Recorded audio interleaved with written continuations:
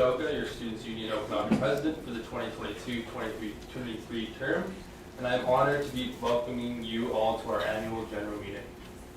It has been an overwhelming past few months as we prepare to welcome all of our students back in full force following some of the setbacks of the pandemic. Today's meeting will be available to you who are obviously here in person and to those who wish to tune in online. Since the start of our term in May, we have been working diligently to spearhead some amazing campaigns, tailor some fun and inclusive events, and search for new ways to engage with you, our diverse student body. The SUO team here today is proud to serve you for as long as you are a student here at UBCO. Every year, 17 forward-thinking students run for a spot on our board of directors. Our goal here is to encourage you to use your voice, to be the one that takes a seat at the table in the years to come, and to dedicate yourself to student advocacy. Be prepared to vote on the following bylaw changes that will significantly impact day-to-day student life. And in the best case scenario, all of you will leave here running in the SUO general elections coming this spring and start the pathway and leading our students to a brighter tomorrow. Before we begin any meeting here at the Students' Union Okanagan, we'd like to do an acknowledgement of the territory and the lands of which we are situated on. We are privileged to have this annual general meeting here today on the lands of the Okanagan Syilx people, a land that is not our own by any means. May you reflect on the lands upon which you work, learn, and live wherever you may be. With that being said, this is the second motion on the agenda. Be resolved that Joey Hansen serve as meeting chair. I need a mover and a seconder, please. Moved by 14, seconded by 8. Any discussion on the motion? All those in favor?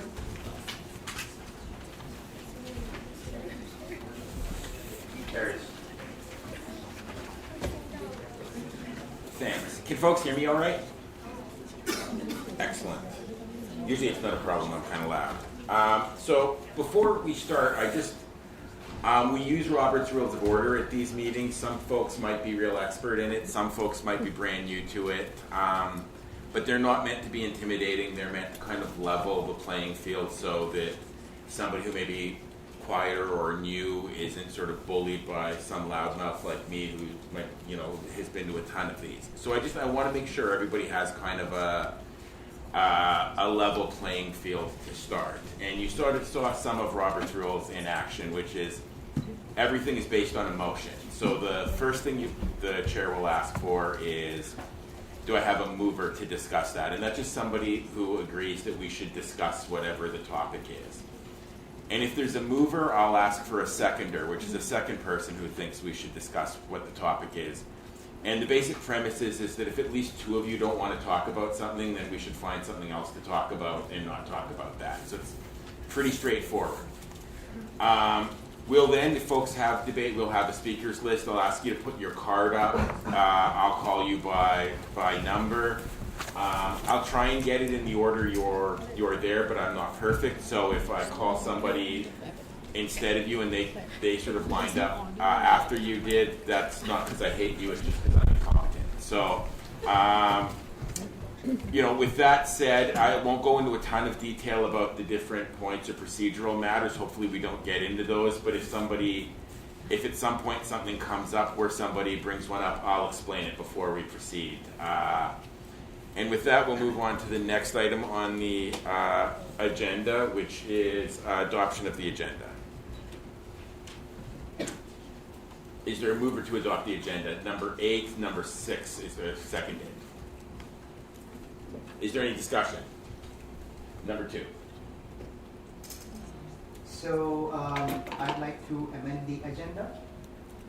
Be it resolved that the agenda be amended by adding a point called adopting auditor's report with a motion which reads, be it resolved that the auditor's report of 2022 be approved as presented.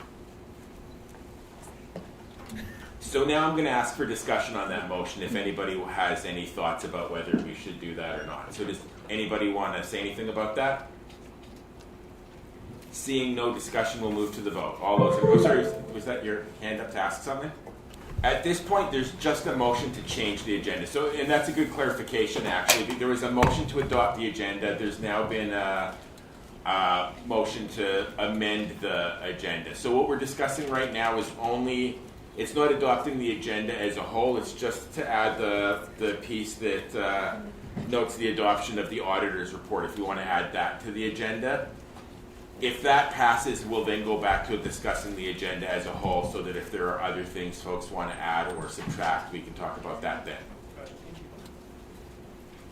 So is there any discussion on the amendment?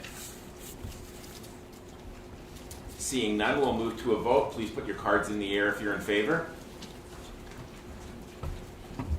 And the motion carries. Or the amendment carries. So now we're back to discussing the agenda as it's been amended to add that. Is there any discussion on the agenda?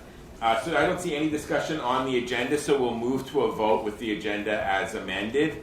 All those in favor of adopting the amended agenda, please raise your cards. Opposed? The motion carries.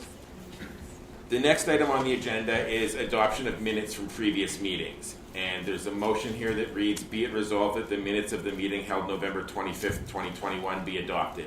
Is there a mover for that motion? Number 16 and is there a seconder? It's number 11. Is there any discussion on the minutes? All those in favor of the motion, please raise your cards. Thank you. All those opposed, please raise your cards. And the minutes are adopted. The next item is the annual report presented by Tompkins Wozni LLP, or the annual audit report presented by Tompkins Wozni LLP. So I will pass the speaker over to whoever is presenting the audited report. Hopefully everyone can hear me. My name is Eric Alice with Tompkins Wozni.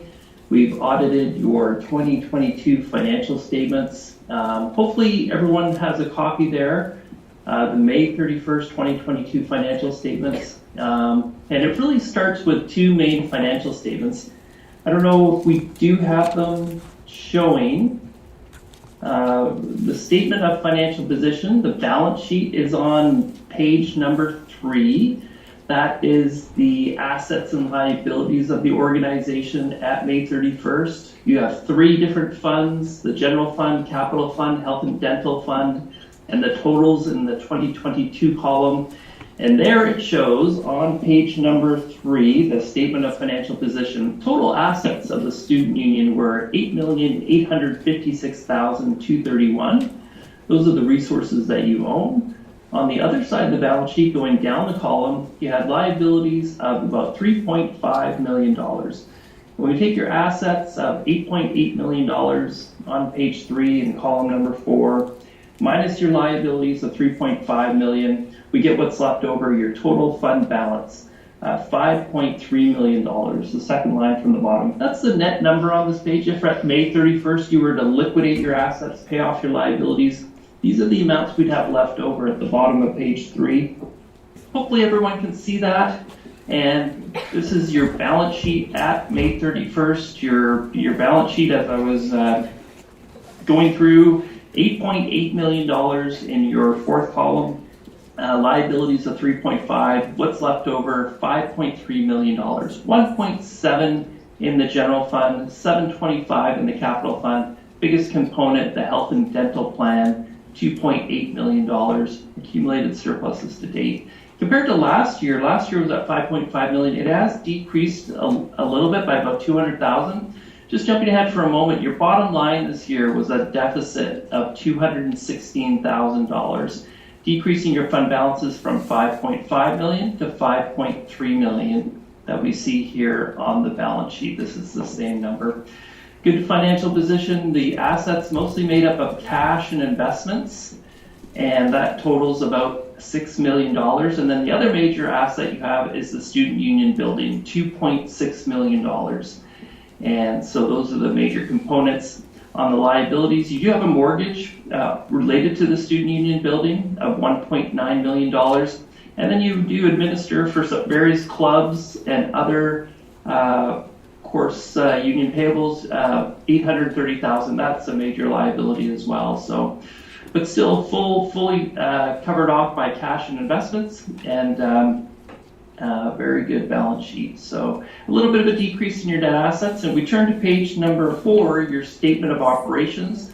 This is the revenues and expenses for the year, whereas the previous page was a point in time where all the anchor points were at May 31. This is the revenues and expenses for the entire year.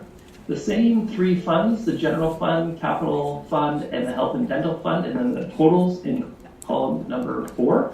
Total revenues came in a little bit lighter than last year at $4,968,546, and the expenses overall were a little bit more, $5,184,712. And so there's that loss of $216,000. Of course, the student union, your membership fees that you all pay are the largest components. The general fee, $2.8 million, and the health and dental fee of $2.8 million, and then the operating fee of $1.6. And then the other major change this year, coming back a little bit from COVID, so your pub operation revenues have increased, the bookstore revenue has increased, the wage subsidy, as that program has drawn down, has decreased as those business operations have increased. And the other major change, there was a market value write-down, not realized, it's unrealized, and we had write-down at the end of the year at $360,000. That's really the reason for the decrease. If we didn't have that, and it may well reverse itself in the next year, you had a very consistent year of revenues. And then the expenses with the programs coming back from COVID, a lot of increases. And so this is the breakdown of the expenses. Health and dental plan premiums, biggest expense. And there's wages throughout the different categories, probably about $1 million. And then you have your other student services, operations, and so on. So that is where we are at for the revenues and expenses. Modest loss. Actually, operationally, I'll just highlight pretty close to a break even. The real reason for the loss is the write-down of the student union building. That is a requirement. We have to do it over the lease. And so when you take that into account, it's very close to a break even, actually. Then our audit report is on pages 1 and 2. It's we're independent. We're not providing management services. We try to stay away from that. So we come in at the end of the year when the books are closed. Management is responsible for preparing the financial statements and ensuring that there's internal controls so that there's no fraud or error. That all happens with the oversight and direction of the board of directors.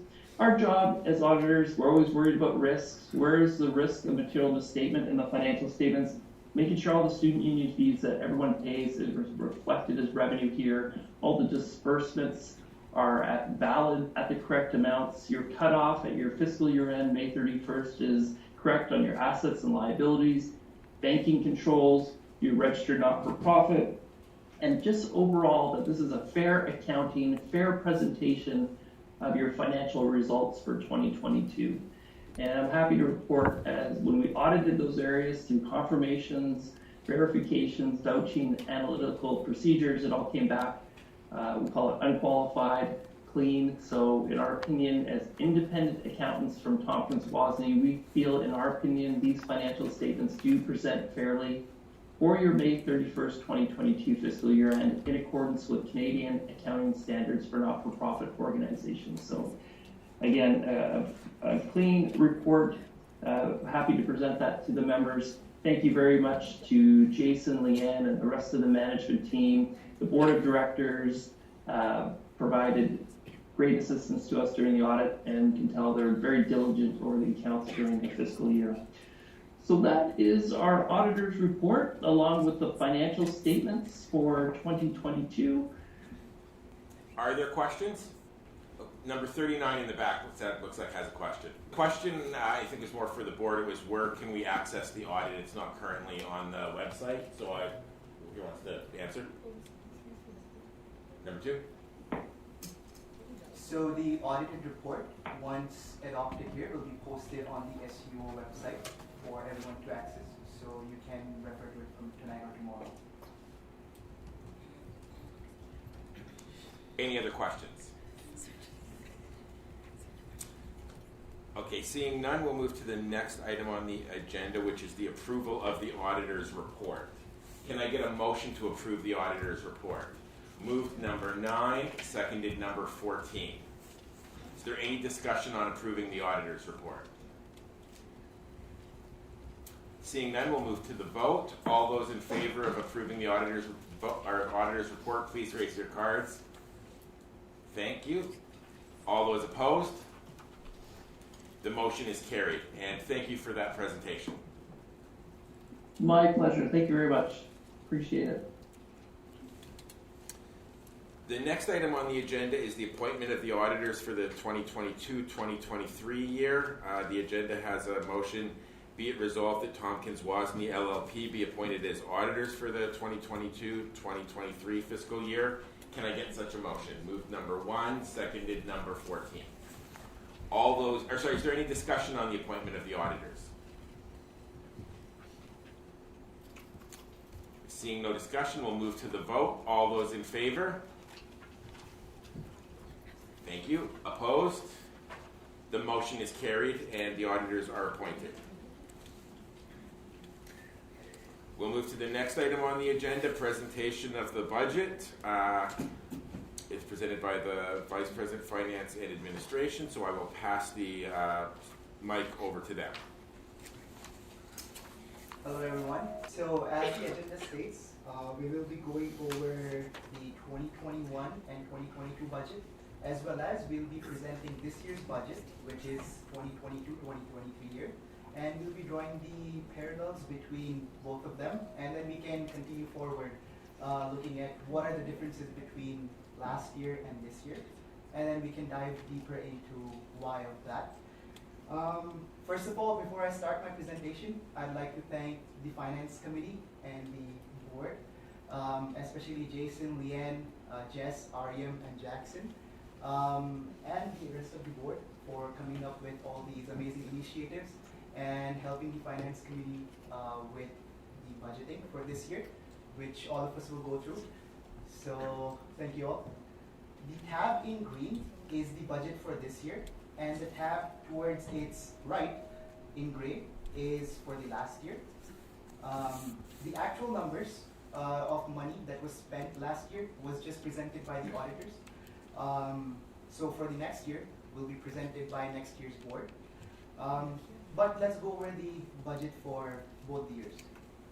This year, first let's go over the revenue summary, then we'll go over the expenditure summary, and then we'll dive deeper into where are we spending our money. So looking at the membership fee, we're expected to receive about 1.7 million as membership fee in revenue this year, as compared to 1.6 million last year. Moving on. The General Society revenue is expected to sit at about $279,000. And the net revenue for the businesses is negative $16,000. So we are expected to lose some money there in providing the services. Looking at the revenue, especially for the businesses, we can see that for the coffee shop last year, it was speculated to lose about $51,000, but this year there's a zero. And that's because the coffee shop is no longer in operation this year, which is why there's a blank there, leaving our total SEO revenue to a $1.9 million. Moving on to the expenditure summary. We can see the summary presented right here, where we have the General Manager Operations tab. We have all the other main 4 pillars that are necessary for providing services to the students, such as campus life, student services, advocacy, society operations, and then the board of director expenses, leaving our total expenses to $2.1 million. So our net revenue before amortization for this year is $120,000, meaning that we are expected to lose $120,000 this year, since we will be providing more services to students intentionally as compared to the revenue coming in. This will be explained later in the presentation. Right now we'll go over that as to why are we doing that. Um, yeah. So let's move on to the expenses stated right here in detail. We have the board of director expenses sitting down here at $117,000. The executive pays are stated right here, along with the GM operation fund. Now let's dive deep into each of the pillars, services that the students are benefited to. Let's look at campus life total. So we are expected to spend $490,000 this year as compared to $395,000 last year. We are budgeted to spend about $203,000 behind student services, while compared to $121,000 last year. And we are expected to spend about $110,000 in advocacy this year as compared to $163,000. Leaving our total SUO expenses, as stated before, to $2.1 million as compared to last year, sitting at $1.9 million. So this was the overall summary of where our expenses are at. And now we can open the floor for questions where we can address each aspect more in detail. Could you clarify the increase in cost of website maintenance? It seems about 6 times as much as last year. So last year we switched over to a new website platform to make the graphics better, to make the usability better for students to navigate through, which is where there's a raise in expenses behind there. So yes, that's the. Could you explain about educational speaker events and event support and development? What do they contain? So what's your name? Yazda. Yazdan, that's a good question. So the educational speaker series is something that is hosted under Campus Life, where somebody inspirational would come in and talk and inspire students, and that is what that tab line is for. So that will be happening sometime around the year. And if you're more interested, you can come into our office and schedule a meeting with our VP Campus Life, and we can guide you better with that.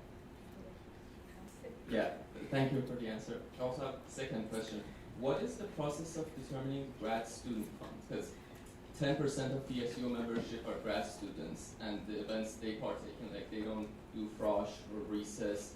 Most of the club associations are catered towards undergrads. So how do you determine the funds for the GSC? So as you would know, we have our amazing graduate student representative. So every year at the beginning of the year, when the budgeting process is going on, we consult each executive as well as representative as to what their priorities are. And your graduate student representative states her priorities as to what events and what initiatives she would like to partake in. And based on that, the budget is decided. So again, if you want a detailed description of that, we would be more than happy to schedule a meeting with you to go over those. Thank you. I think I saw a question in the front here, right? Go ahead, Megan. What have we learned from this year's budget compared to last year's budget that can improve life on campus for students as a whole? So where have we improved our, so just to reiterate, correct me if I'm wrong, just as to where have we allocated more funds towards as compared to last year in what services? Yes, what have we learned? What have we learned? So in terms of budgeting, that is more of a service providing question. In terms of budgeting, how we look at it is how the initiatives are. And the learnings would be that since last year was COVID year, nothing, so this year is not. So we have more facilities to provide to students to cater to. So we have more services to provide, that is there, and the budget is reflective of that. I hope that answers. I'll just note before we go on to the next question that there will also be an opportunity under the committee reports to ask, see if you have specific questions about events or campaigns or something. There'll be an opportunity to ask about those when we get to that section. And number 11. I was just going to ask what the Canada Reach subdivision project last year is, just a little explanation on that. Thank you, Grace. That's a good question as well. So during COVID years, the government had a program to fund certain businesses and non-for-profit organizations where they would provide an extra fund to basically provide that fund towards their employees. So since last year was a COVID year, we were eligible to receive that grant, but the government has discontinued that program, which is why we don't have that this year. Again, leading to a significant amount of loss in revenue. Is that student money or government money? That is government money. Oh, thank you. Number 9 in front here. Go ahead, So in the slides ahead, the food pantry costs, those have also increased significantly. So is there an explanation for why that has happened and what students can gain from that? Yes, that's again a great question. Within food pantry, first of all, we have tanked up our operations so that the shelves are filled up. Secondly, we have engaged in this new initiative, Food Hub. So part of expenses are coming out of that tab, and a lot of our staff wages managing pantry are also part of that. So, which is why it seems high. Yeah, I wanted to ask about the coffee shop, and it looked like it was on a loss year over year. And I can understand if something's not making a profit, that it gets shut down. I want to know, like, who makes the decision to shut down the coffee shop, and why is it making a loss year on year? Is it because they're not selling at a profit? In that case, isn't the money just going back to the students? And would we not keep this running because food security on campus is a bit of a problem? So thank you for that question, Nivir. So let's go over who makes those decisions. The last year's board made that decision to shut down the coffee shop since it was running at such heavy losses. The reason why it has been running in losses that you would see in these last 2 years is because those were COVID years and there was barely any campus participation from students, leading to a heavier loss. Our other businesses also operated at a heavier loss last year. Given that we had, just to justify their decision last year, given that we had 3 coffee shops on campus, it was thought that that service is already covered for students, and the money that we were losing behind the coffee shops could be rerouted towards providing more services or enhancing the services that we're providing, which is why the board decided to shut it down and redistribute the money. I just have a question about the food service as we talked about. So this year we have all offline courses, and students are willing to purchase food or coffee, like these options. Will you guys be able to bring it back to students, like what we had before, or are you trying to make it better, or just to keep shutting down other places instead of letting students to enjoy the benefits from it? So what's your name? EG? EG? Yeah. Thank you for the question. Our goal is to make that place even better, and that's what we are working on. That's our top priority. In fact, it's personally my top priority and board's priority as well to combat food insecurity this year. It's heavy and it's quite impactful. There's barely any options, so we are working towards getting better options for students that can serve or cater with more food options to students. Yeah, sorry, I was just wanting some clarity on something. Like, for example, the coffee shop. It's running at a loss of $51,000 last year. The majority of those losses, where was it coming from? Was it like rent, materials, wages? So, sorry, what's your name? It's Akhil. Akhil? Yeah. So, good question. It was a combination of all the things that you stated. Not necessarily, so yes, we do pay a lease on that space. But given that, yes, wages even materials. That was a part of that loss. Just in regards to the coffee shop, how is the SUO incentivizing other businesses to come in there if it operates at a loss? And having a loss through COVID years, what promises can we make to potential businesses coming in to guarantee success there? Good question, Megan. We are actually currently in the very process of receiving proposals from businesses, and the negotiations further will take part in that. One major incentive for them could be that there is a heavy student population that they can cater to, and UNC is a prime location for food places, so they get a place in a prime food location.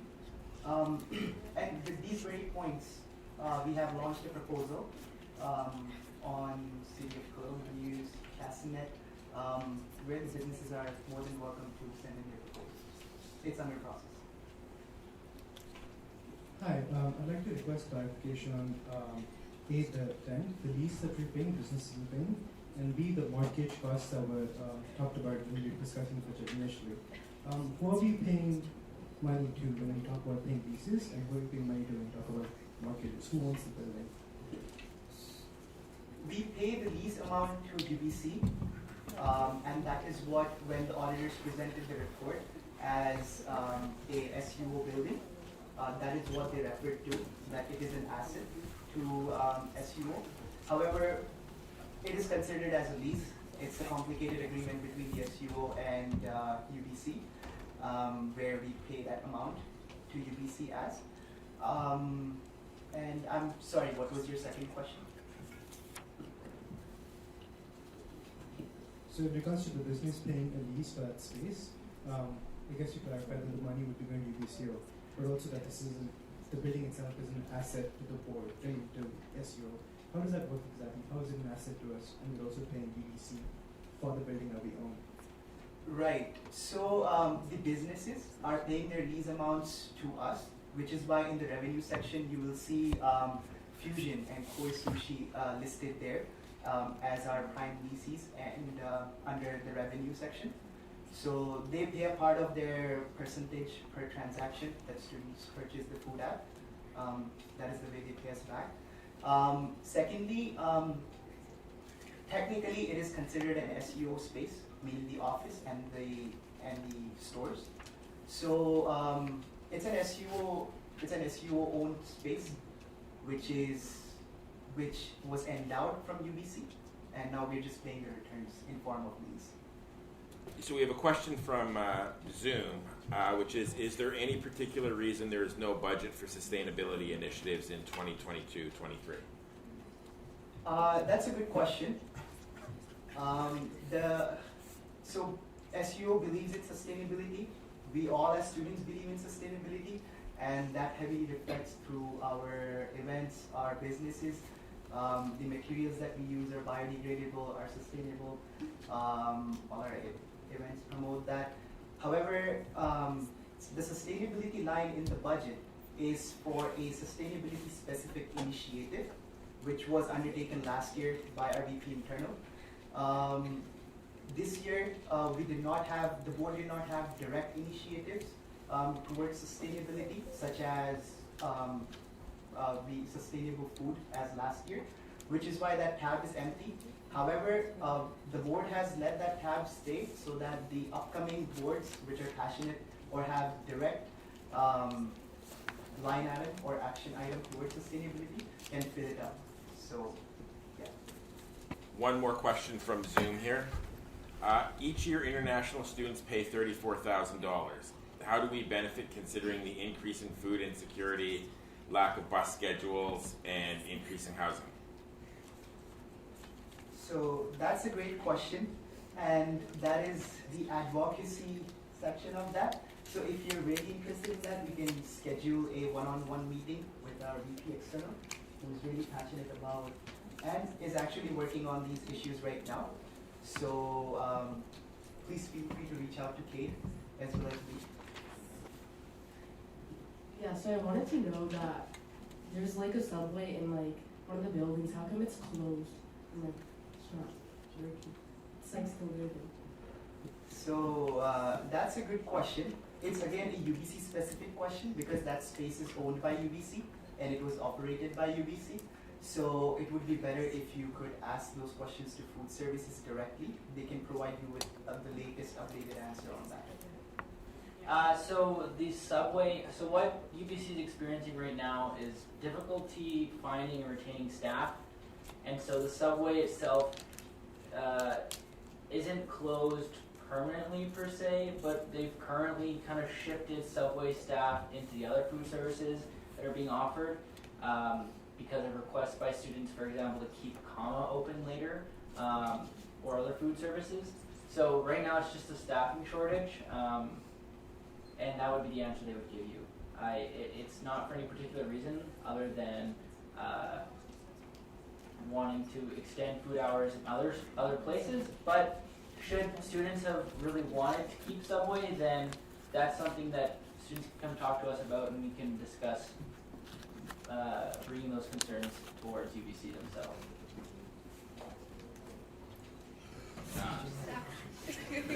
There's a whole slew of them now. So. Yeah, so you mentioned, it's obviously very clearly known that 2022 and the beginning of 2022 is considered a COVID year. So it's just wondering what the figures from the 2019 to 2022 year, the figures were in comparison to the budget for now. Like, is SU revenue, were they greater, was it less, or was were there any key differences? So the key components to consider, just to summarize the answer, the key components to consider back in 2019 was that the student population was lower as compared to this year, or even last year for that matter. But the businesses were doing great, so there was the revenue pumping in from there. But yes, the revenues were lower as compared to last year or last 2 years. Reason being that the student population was lower back then, and the main source of our income is student fees. So if you want exact numbers, please come into the office. We can schedule a meeting and go over those. Okay, there are a whole slew of other hands. I know like the whole front row here had questions. So why don't we start there? I just wanted to ask, why is the Tim Hortons and Starbucks hours, like why do they close so early? Because I personally have classes until 6 or 7, and I know like my friends have classes even later, and like some of us commute from like off campus, and it's kind of hard to like find places to eat when everything closes so early. Yeah. So great question. What's your name? Harsimran. Harsimran. So the answer is the same as what Kate mentioned. UBC has a staffing issue, and that issue is being faced in the labor market generally right now. We are in constant advocacy with UBC in solving these issues, but that is the answer, that because there is labor shortage. When do you think that we will have more food options on campus? Because it's very limited right now. So there's no definitive. So there's no definitive timeline for that. Reason being, UBC answers as soon as they have enough labor, enough chefs, operations will be up and running. What that means is that if they have all the staff requirements tomorrow, we'll have more food options as of tomorrow. These questions are not budget specific, so we can go over these later on. We can schedule one-on-ones. So I just want to point out that there will be other times relating to the advocacy components as well as the service times when it comes up in the committee discussions.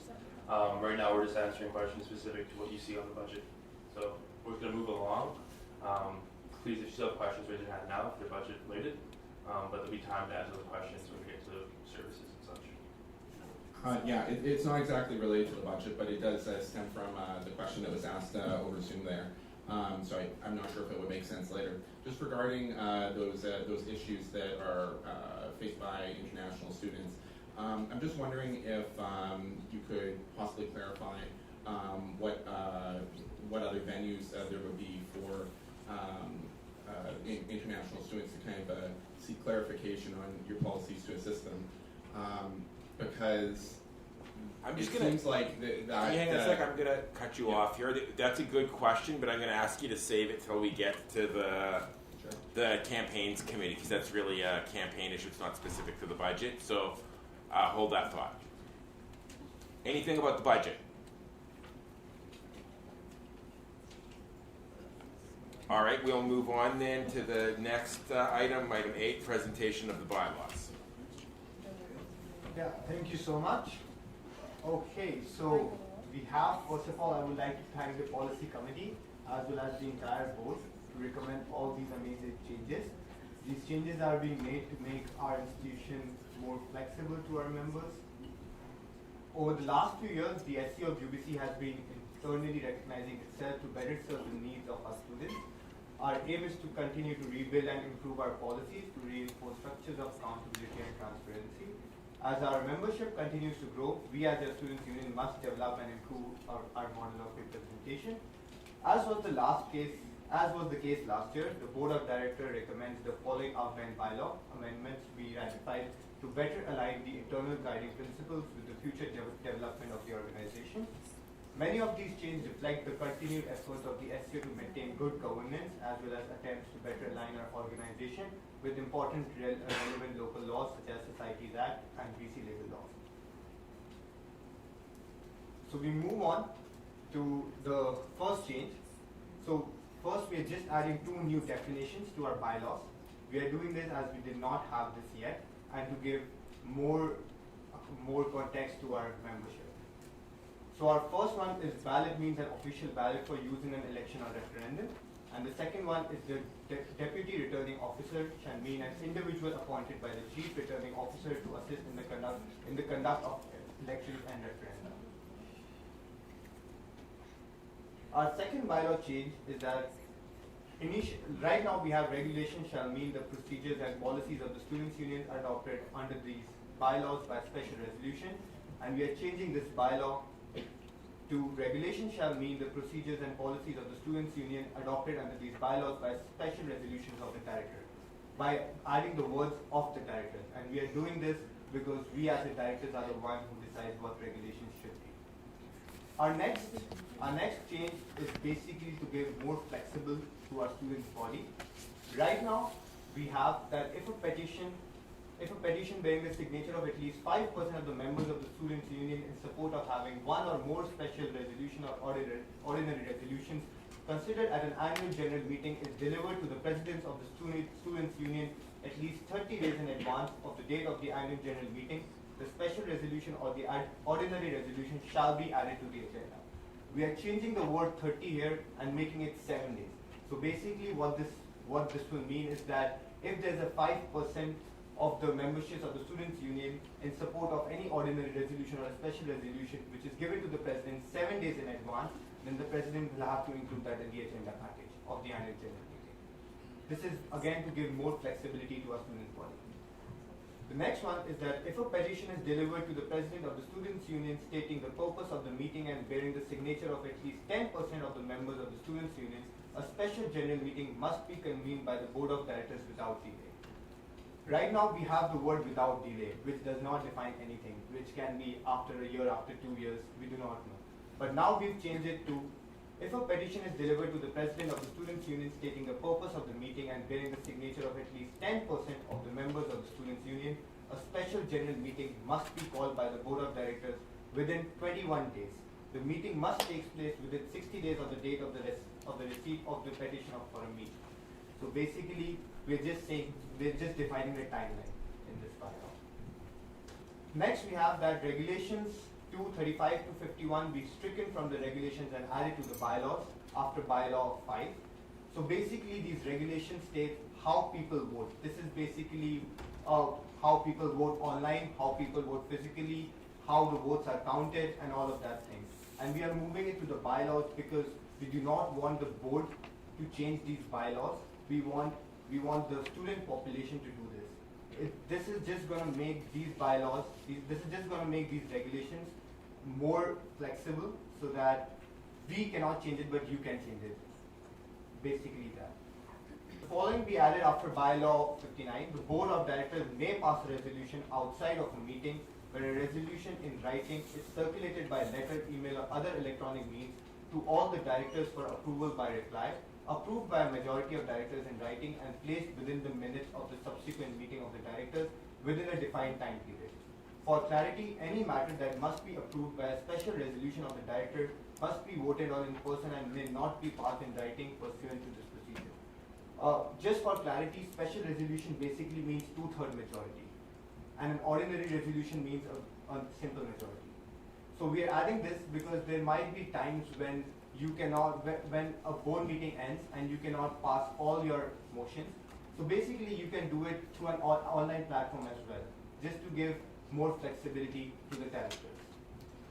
Next we have, right now we had a director may be removed from the board of directors by special resolution at a general meeting, and another person may be appointed by ordinary resolution to serve until the position is filled in an election or by-election.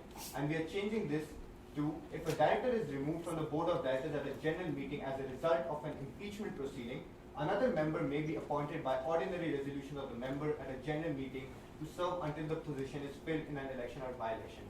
What this basically means is that if you guys decide that one of us should be removed, there will be an impeachment proceedings which we'll come to later, and then you are the one who's going to decide who's going to serve as an interim, maybe VP internal or VP external, till the new by-election or a general election. Next we have submit bi-weekly timesheets to the oversight committee to facilitate honoraria payments be removed from the bylaws. This is basically that all the executives right now used to submit timely sheets, but we are removing that because we are not the employees. We are actually not the employees of the SCO. We basically get an honoraria, and now we submit a monthly report which states all our activities done in that month. And again, this is for all the execs. So we have submit bi-weekly timesheets to the general manager to facilitate honoraria payment be removed. You will see these bylaw 5 times because we have 5 execs who used to do that, and now we're changing it for all the execs. Despite section 19, the board is not required to add a special resolution or ordinary resolution of members requested by a petition of a member to the agenda of an annual general meeting if the same proposal was considered within the past 2 calendar years, unless the directors determine by ordinary resolution of the director that it is appropriate for the members of the students' union to consider the resolution. For example, if the students are deciding to add something to the agenda from the past 2 years and it is not being added, then we as a board have the power to not add it again. But if it's a special case, then the board might add it to the agenda. The following be added to the bylaw, general meetings. General meetings may be held in person, electronically, or in a hybrid format. Pretty simple and straightforward. The following be added to the bylaw board of directors. Director must be 16 years of age or older, and this is in accordance with Societies Act. Despite section 770, the majority of the board of directors must be 18 years of age or older. In the event the result of an election would make a majority of the board of directors younger than 18 years of age, the most recent director under the age of 18 to join the board of directors must resign from their position and may not stand for re-election until they reach the age of 18. So basically, the board has to be above 18. Majority of us have to be above 18.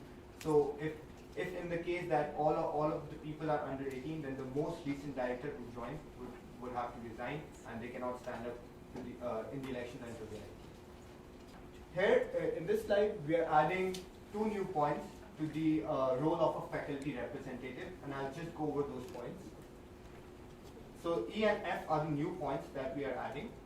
Submit a written report at the end of each term to the board of directors summarizing their interactions with the graduate student in their faculty. Basically means that a faculty rep will have to submit a report which states that how they've interacted with their graduate students in their faculty. And submit a written report at the end of each term to the board of directors summarizing their interaction with undergraduate students in their faculty, excluding the graduate student representative.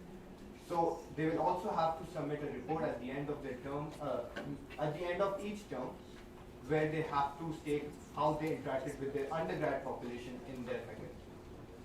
Okay, and now we are adding a whole new section, which is a disciplinary procedure. This is a new bylaw that we are stating. This is, just to give a summary about this, this is basically, right now we do not have any proceedings. If a member or if a director is not in good standing, how he, she can be removed. So we as an organization thought that it is good to have a procedure about all of this. So I'm going to go over each point. Directors and board member discipline. The board of directors may censure a member or a director by a way of special resolution of the directors. The board of directors may declare a member to be not in good standing by a way of special resolutions of the director. Director may be impeached by the way of a special resolution of the directors, an ordinary resolution passed at a general meeting of the members, or a majority vote in the referendum of the members. Where a member presents to the board of directors a petition signed by not less than 5% of the members, the board of directors shall commence impeachment proceedings pursuant to section 3B or 3C above. Notice to the member of impeachment proceeding commenced pursuant to section 3B or C shall be the same as the notice required for a special resolution of the members. The board of directors may initiate proceedings pursuant to section 1 to 3, where the board of directors determine that a member or director engaged in any of the following form of misconduct. Failing to adequately fulfill one's duty and responsibilities as outlined in these bylaws, the regulations, or other students' union policy, is disruptive during students' union meeting, events, or activities such as shouting, use of profanity, engaging in personal attacks, etc., breaches confidence, interferes with the operations of the students' union, breaches any fiduciary duties applicable to the director or member, fails to disclose a conflict of interest, or contravenes any code of conduct established by regulation, coerce or force other board members to influence a vote. Before undertaking a vote with respect to section 1 to 3, the board of directors shall establish an ad hoc disciplinary committee in order to investigate the allegations and make recommendations to the board of directors. So this is the committee which will which will proceed further, will investigate the case and will make recommendations to the board. The membership of this disciplinary committee would be the president, who is going to be the chair of the committee, vice president internal, chairperson of the oversight committee, 2 additional directors to be appointed by the board of directors, and a general manager advisory with voting rights. If there's an open investigation concerning one of these members, it should be filled by a special resolution of the board. So for example, if there's a complaint against the vice president internal, then he cannot be a part of this committee, and because his place is empty, so that will be filled by another board member, which will be decided by the board itself. Executive directors' accountability and discipline. The board of directors may censure an executive director by way of special resolution of the director. Executive director may be impeached by the way of special resolution of the directors and ordinary resolutions passed at a general meeting of the members or a majority vote in the referendum of the members. Where a member presents to the board of directors a petition signed by not less than 5% of the members, the board of directors shall commence impeachment proceedings pursuant to section 10A or B above. Notice to the members of impeachment proceedings shall be the same as the notice required for a special resolution of the members. The board of directors may initiate proceedings pursuant to section 9 to 10, where the board of directors determines that the board members or directors engage in any of the forms of misconduct set out in section 6 or any of the following additional forms of misconduct.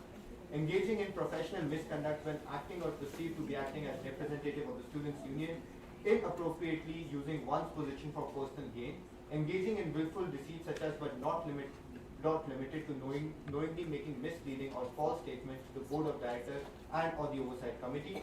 If the oversight committee determines that a complaint brought forward by any member is sustained and warrants disciplinary action, or failing to respond to the official oversight committee communications and requests. Before undertaking a vote with respect to 9 to 10, the allegations must be investigated by the oversight committee, which is responsible for making recommendations to the board of directors. For greater certainty, the oversight committee may investigate and make recommendations concerning the conduct of executive director in any of the following circumstances: on its own initiative, on receipt of a complaint from a member, or when allegations are referred to it by the board of directors. Where an executive director acts in a manner outside the code of conduct or fails more than once to submit required reports on time, the oversight committee may issue a warning to indicate that further consequences could be taking place. All member complaints about improper conduct by an executive director shall be referred to the oversight committee chair. Complaints must include all evidence for the basis of the complaint. It is the responsibility of the complainant to provide sufficient evidence for an investigation to begin. Where the Oversight Committee determines that a complaint is privileged or vexatious, the Oversight Committee may displace the complaint without investigation. Where a member repeatedly advances frivolous or vexatious complaints, the conduct may warrant disciplinary action for interfering in the affairs of society. The Oversight Committee shall dismiss any complaint that does not violate SU regulations or bylaws, is deemed to be frivolous or vexatious, lacks sufficient evidence for an investigation to begin, and lacks sufficient merit. So these are the ways where an Oversight Committee can say that this complaint will not be considered. Anyone who submits 2 or more complaints that have been dismissed under Section 19 shall be barred from making further complaints to the Oversight Committee. The Oversight Committee Chair and the General Manager may at their discretion overrule this provision and allow subsequent complaints to be submitted. The Oversight Committee shall be informed of all the decisions made. Now here are the procedures which a discipline or the Oversight Committee should follow. The Disciplinary Committee and the Oversight Committee shall investigate any alleged misconduct and complaints pursuant to the following guidelines. The Investigation Committee shall make every effort to resolve complaints in a manner that encourages cooperation, is fair to all parties, and is in the best interest of the students' union. The Investigating Committee shall meet with all relevant parties prior to rendering a decision. The Investigating Committee shall meet at least twice to discuss any complaint or alleged misconduct that warrants investigation. The Investigation Committee shall keep complete records of every complaint and investigation. In conducting investigation, the Investigation Committee may request a specific documentation from the Executive Directors and Directors related to their investigation. Basically, they're asking for proofs. Review documentation of the Students' Union, including but not limited to all meeting minutes, and compel Executive Directors and Directors to answer written questions or provide testimony before the Investigating Committee. At the conclusion of an investigation committee must determine whether the conduct is misconduct as defined in Section 6, or in case of the Executive Director, Section 30. If the Investigating Committee determines there has been any such misconduct, the committee may recommend that Board of Directors pass a censure solution against a member, director, or an Executive Director.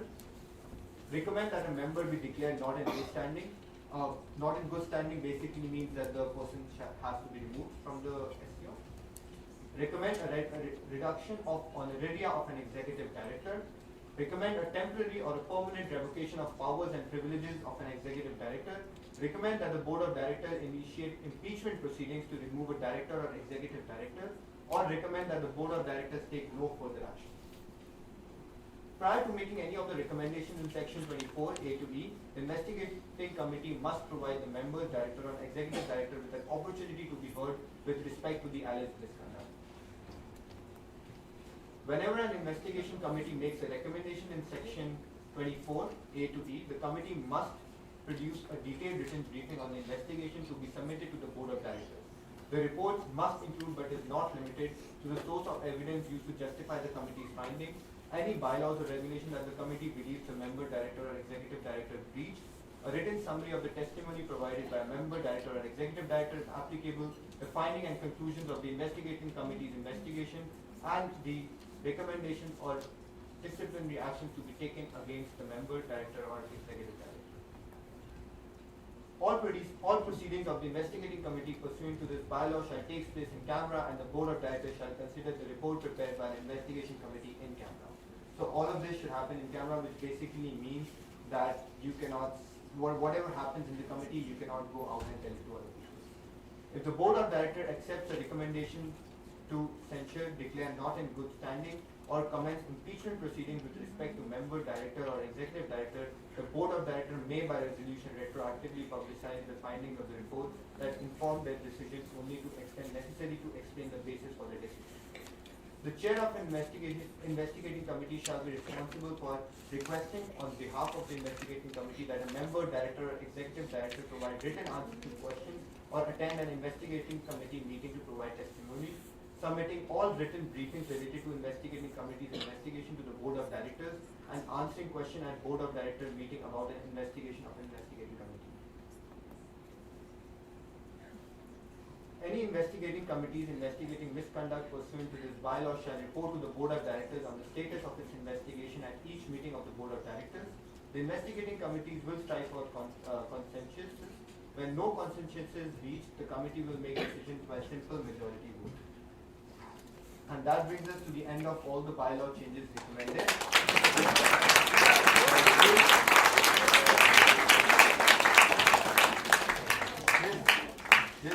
Just for at the end, I would like to say all these changes have been overlooked by a lawyer, and she's a society's lawyer, so she said that all these changes are in good standing. And now I open the floor for questions. Yeah, so are there questions about the bylaw changes? I know that was a lot to take in for folks, and I'm sure it was even more to prepare all of that. So. Under 76, there are 2 new additions, E and F, in regards to the director's obligations. I'm just curious as to the faculty representatives are now required to submit a report that engages with graduate students. I'm wondering where that came from. There's quite a lot of interaction given to faculty representatives. Sometimes hundreds of students or thousands are in one given faculty. Why was the decision made to include graduate representation when they have a graduate representation? That's a very good question, Megan. So basically, this was made to ensure that the faculty reps do not leave out the graduate students in their faculty. Sometimes it happens that the faculty reps are just focusing on the undergrad. They perform events, they organize events that include undergrad students. But just to make sure that they're also paying attention to their graduate population, that's why this was recommended by a graduate student rep and the policy committee as well. And if you want more clarity on it, we can definitely set up a meeting with our graduate student rep and myself and give you more clarity on that. Any other questions? If you want to elaborate, go ahead. Yeah, so the reason why that came up was because we have over 1,200 graduate students on campus, and at present, there is an assumption that the graduate student representative is the point of contact for all 1,200 of them. Whereas that's the case, it's also the case that faculty representatives represent the entire faculty, which also includes graduate students.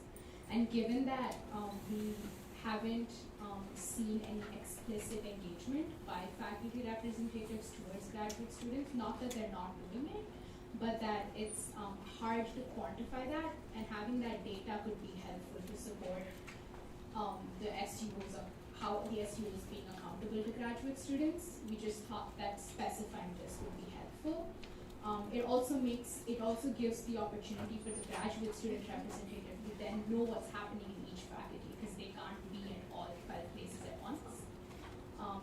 One of the big pieces is to make this position something that's sustainable and like that graduate students want to sign up for. And one of the ways to do that is to lighten the load by having multiple faculty representatives doing their part for the graduate students in their faculties, and then the graduate representative to take that information, put it together, and come up with a plan for all graduate students across the campus.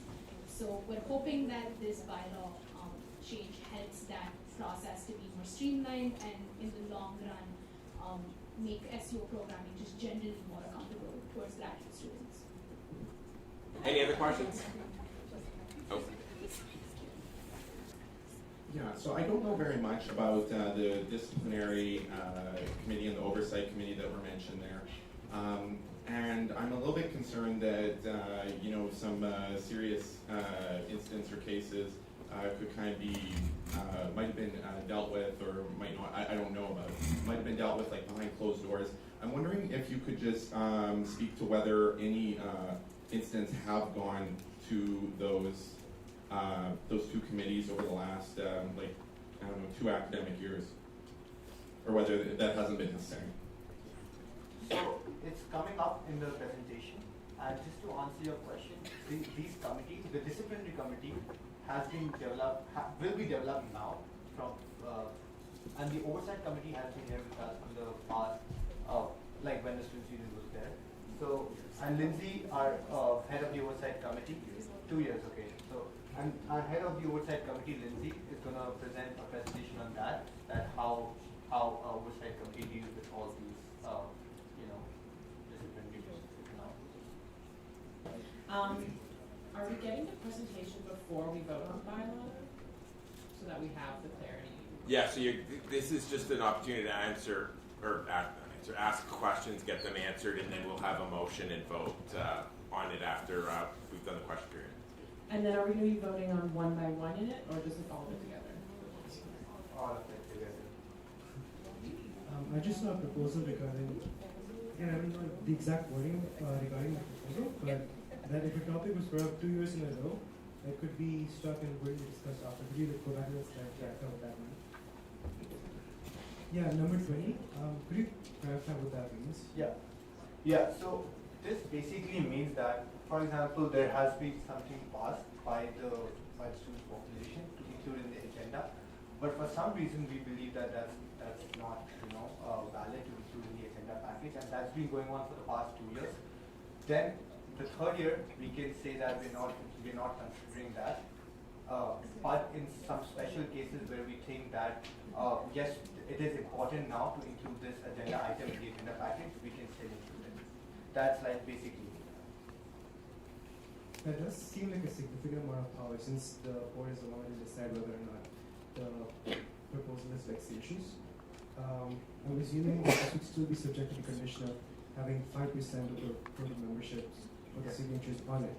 Yeah. So I'm confused as to why the board would have the power to decide that it's frivolous. So just imagine it like this. For example, we've been talking about a motion from the past 2 years, and the board and the members decide that this motion should not be passed, right? So in the third year, when that is brought forward again, then we have the power to not include that, because we've already talked about that motion from the past. We've been talking about it from the past 2 years. So in the third year, we can say that because we've been talking about that from the past 2 years, and the members have voted not to pass that motion, so we have the power to not include it. But under special circumstances where we think that now this is the time where we can include it, or now this is the time where this can be passed, we can still include it. So, That's the special case. Would that involve any sort of, will members be able to like force that to happen, or is it just part of the directive?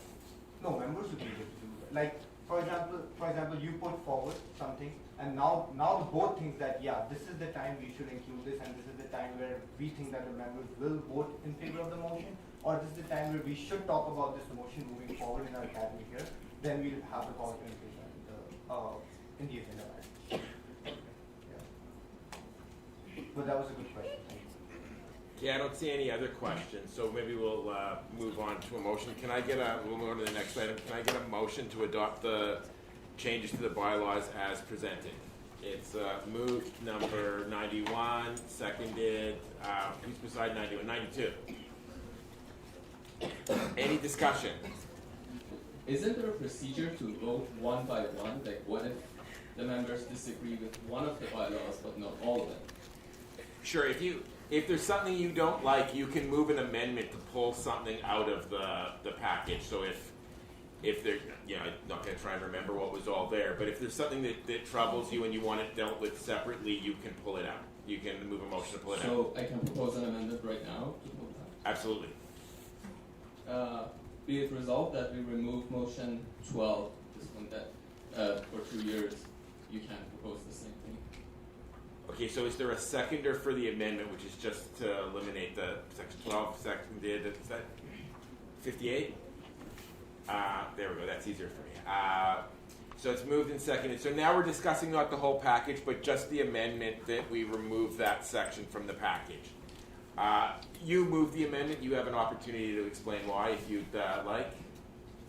Given that every year the membership changes, new people come into the university, many people graduate, it's not a given that when 2 years a motion doesn't pass, then it would be by default unpopular the next year. So I don't see a ground for having this bylaw. Any other discussion? To answer your question, is the reason why I feel that's in there is because these policies and referendums and questions like that are going through require quite a bit of manpower to facilitate such a motion. And so because of our team at the SUO is, I don't want to say small, and they're not well equipped, and I don't not think that they would be able to do it, it takes a lot of time and money. And essentially, if students 2 years in a row have said no, we're just wasting your money. And dependent on that, the student population doesn't actually change that much if 2 years in a row an amendment or a motion fails. I mean, I see it as just as simply as what makes sense for students, and if that's not the right way forward 2 years in a row, let's change our direction and find a better solution. Right, number 8 up here had their card up. Still that point. Could we just see the bylaw? And there was a question in the back. It looked like, so we're really making you run here? You know, it's that. I'm wondering if you actually have an example of this ever occurring? I don't think so. That hasn't happened ever. So, but I mean, like, do you have an example of the same proposal going through 2 subsequent calendar years and being rejected both times? Because if it hasn't happened, why do we need to put this forward? So I think the thinking behind that is that we'd rather be proactive in making new policies rather than waiting for problems to come up.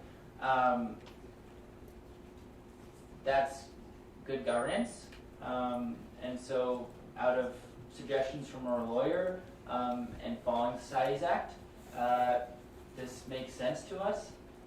But I can see where you're questioning that, but there has been no instance, but that doesn't mean there has been instances, for example, the same impeachment proceedings that we're providing, or there's examples for every single motion that we're putting forward that has already happened.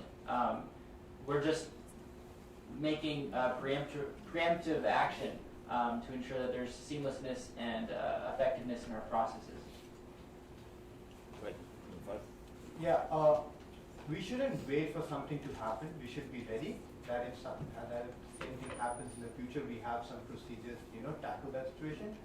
So yeah, basically what Kate said. So you don't remember the yellow card there?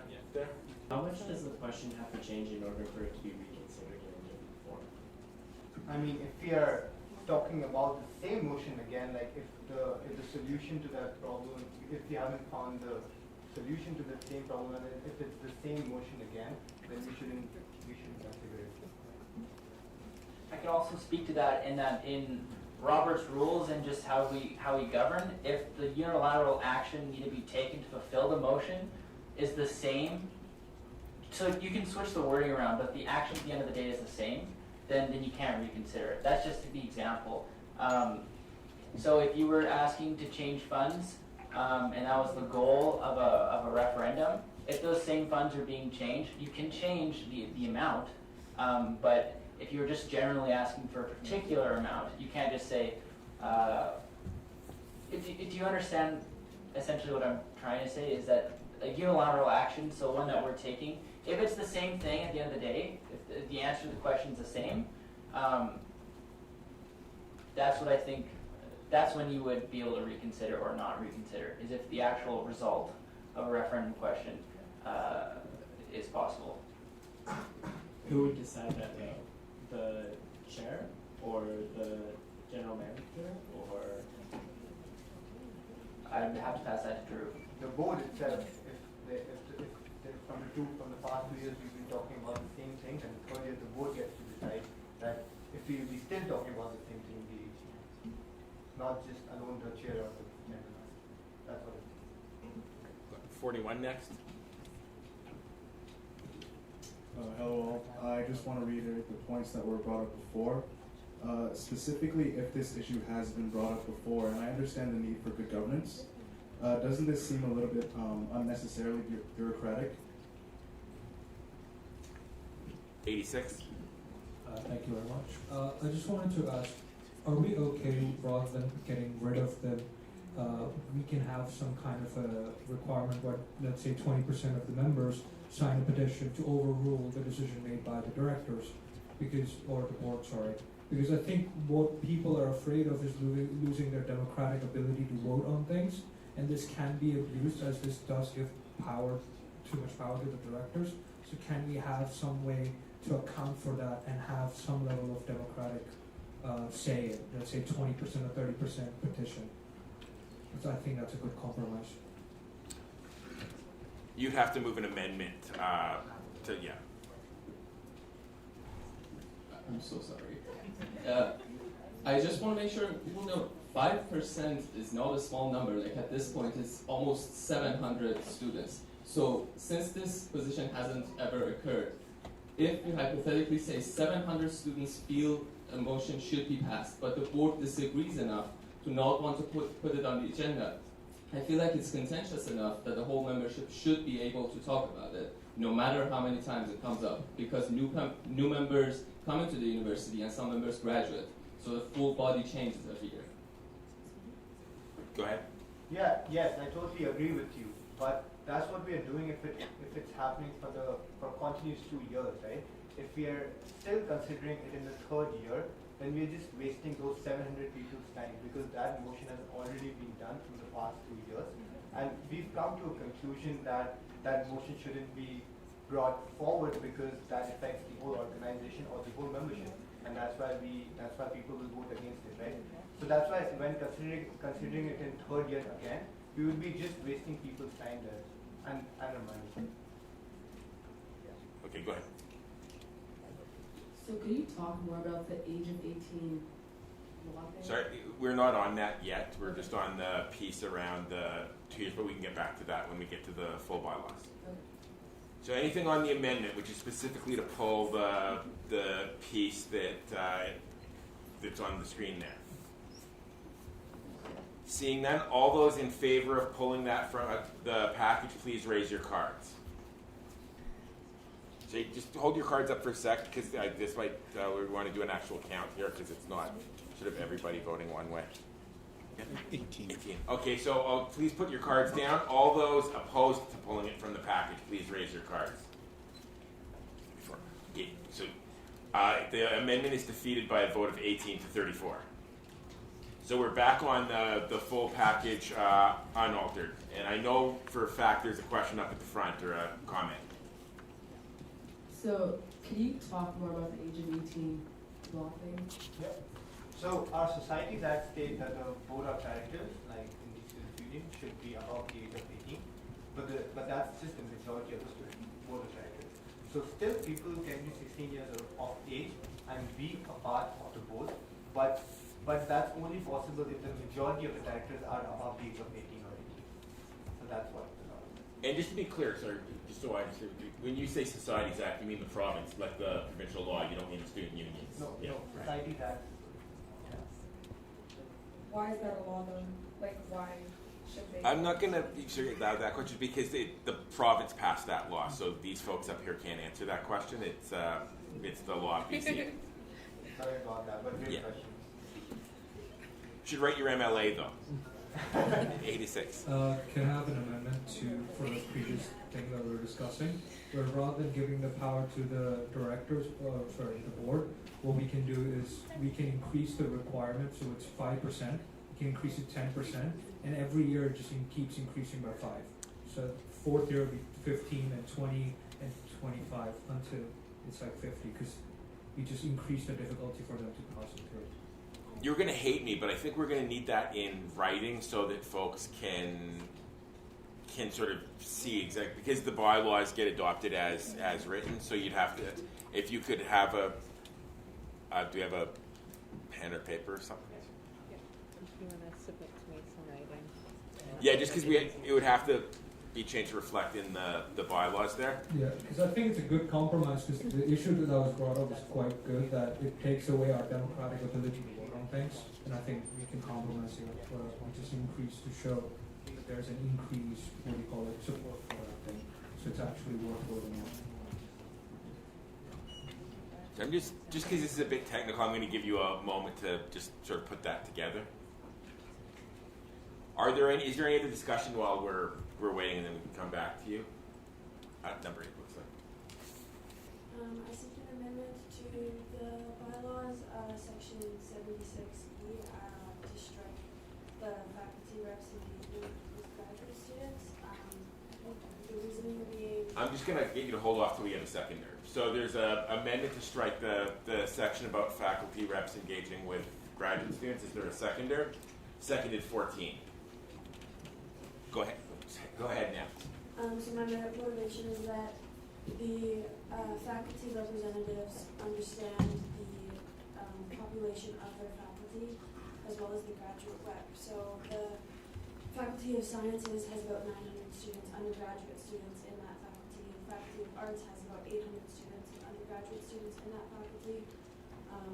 And it is allocated under our responsibilities going forward.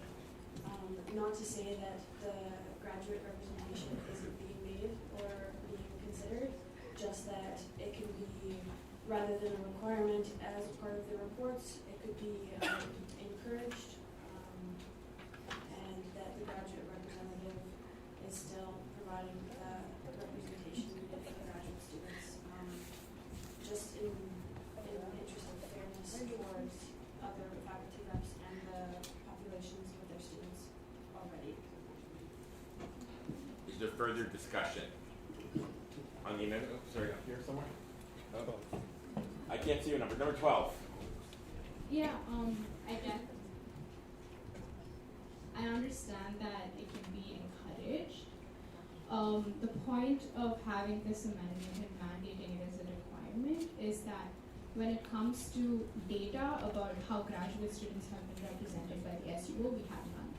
We don't know the number of graduate students who have attended any event, any faculty representative has coordinated since the SUO began. We have no numbers for that. We have no data on how much of the funding allocated or funding claimed by faculty reps for campus life, for campaigns, for anything has been used specifically to address graduate students. We know the budget for recess, but we don't know how many graduate students attended it. We know a faculty representative had I don't know, a science talk or something, but we don't know how many graduate students attended it. We have no information about how graduate students have been supported by their faculty representatives. With the absence of that information, as graduate student representative, I don't have the numbers to advocate, because when I bring any piece of information to the board to advocate, I'm asked for data. I don't have data, and I don't have data because the SUO doesn't collect data. The SUO doesn't collect data because the bylaws don't mandate them to. So the reason why we have a bylaw is to make sure that people are doing the things that they are supposed to be doing under their roles and responsibilities, but may not have been doing because there was no reason for them to, because there was no repercussions if they didn't. So right now, if a faculty representative, I don't know, embezzles funding or something, there's like a whole bunch of stuff about what is done to censure that. But if they don't fulfill the part of their roles and responsibilities that imply, they don't even explicitly state, they imply that they have to represent graduate students, there's no repercussions. You don't have to do it. Having a bylaw like this, it's not making more work for faculty reps, it's simply just ensuring that the faculty reps do what they were supposed to do anyway. The bigger piece of it, at least for me personally, was that graduate students can see that faculty representatives are doing something for them. They know that if they have an issue within their faculty, that there is a rep who cares for them, who has been doing work for them, and that work has been, I don't know, presented, stored, archived, whatever it is, and can be referred to. So I think data collection was the big part of it, accountability was the other part of it, transparency was the other part of it, and just making sure that the SUO as a whole focuses on graduate students more than the assumption that the graduate student representative is supposed to speak for all of them, and only the graduate student representative is supposed to speak for all of them. So I think that was sort of my rationale about asking policy to include this. Okay, speaking on House's terms though, there's 3 faculty representatives I can think of right now, including me, who has a huge association with me. I'm the management faculty representative, But for me, it is impossible to attend all MSA events. But as management faculty representative, I have to attend them, which I do. But the problem is, I can't go each and every one of them. I'm like, are you a graduate? Are you not a graduate? Because most graduates also are combined with them. Like, I have a graduate of social women's studies in two of my management classes. But she also attends our events, but not as management graduate, because she's not management graduate. She's women economy graduate. That's my concern.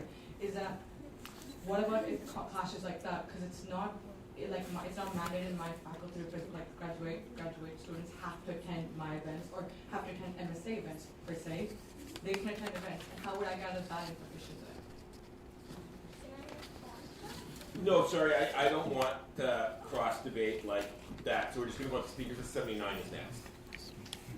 Yeah, and in addition to that, I was just thinking instead of just having it as a requirement, wouldn't it just be better to create a communication channel that just facilitates it better? Because, okay, if there's something wrong with the current system or the current way of doing it, I'm assuming it's not like the faculty members don't go and get information from them.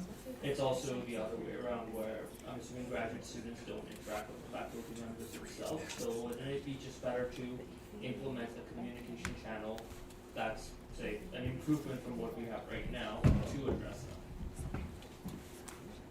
Number 3. You got your own idea. Go ahead. So just very briefly, the faculty of psychology, or the faculty of creative and critical studies, right? That representative. In that faculty is undergraduate and graduate students. It is the responsibility of that faculty rep to represent their faculty. I don't get this motion. And I think it's dumb that there's any debate about it, because graduate students are by far the least engaged with students on this campus. And it is up to the faculty rep to actually figure out what graduate students do. And so if that faculty rep's not wanting to put the work in to do that, then they shouldn't run for position. I'm going to call the question, if that's all right, Mr. It's Chair. not because you just spoke, but... Well, I'm going to flash my 3 one more time. I think you're the only person. I do want to, before you do that though, I do want to caution folks from using expressions like calling ideas or motions dumb. I think that can personalize stuff. It's been a pretty friendly meeting so far, and I'd like to keep it that way and not be tense. I'd let it slide this time, but I'm going to cut the next person that does that off. And I don't have anyone on the speakers list, so number 3. Gonna call the question. So what calling the question means is proceeding directly to a vote on the amendment. And the first thing I'm going to do is ask if anybody opposes to going directly to the vote. If nobody does, we'll just go directly to the vote. If there's opposition to going directly to the vote, then, and this is where it gets a bit confusing, we'll immediately vote on whether we need to vote on the amendment or whether folks want more debate. So first I'm going to ask, is there any opposition to voting on the amendment right now? There is. So, we don't have a speakers list yet. So then what I'm going to ask now is for everyone who's in favor of going directly to the vote on the amendment to please raise your cards. Everyone who is opposed to going directly to the vote, please raise your cards. We're proceeding directly to the vote on the amendment. Do folks need the amendment read out again? So this was moved to amend number 76E by striking it from the bylaw. Number 76E was, in addition to their duties as directors under the Societies Act and these bylaws, the faculty representative shall submit a written report at the end of each term to the board of directors summarizing their interactions with graduate students and their faculty. So just to clarify, we're about to vote on the amendment. If you're voting in favor of the amendment, you're voting in favor of removing that from the proposed bylaw. All those in favor of the amendment, please raise your cards. All those opposed, please raise your cards. The motion is, the amendment is defeated. There's another amendment, I believe, and I think we have wording now. Yeah, I don't think we can hold. Oh, sorry, do you have an actual wording? You're just writing it down? No, I don't think he does. Yeah, we can't really hold up the meeting as you're coming out for wording, unfortunately. Is there any other discussion on the bylaw package? Seeing none, we'll vote. It's to adopt the package as presented. All those in favor of adopting the package as presented, please raise your cards.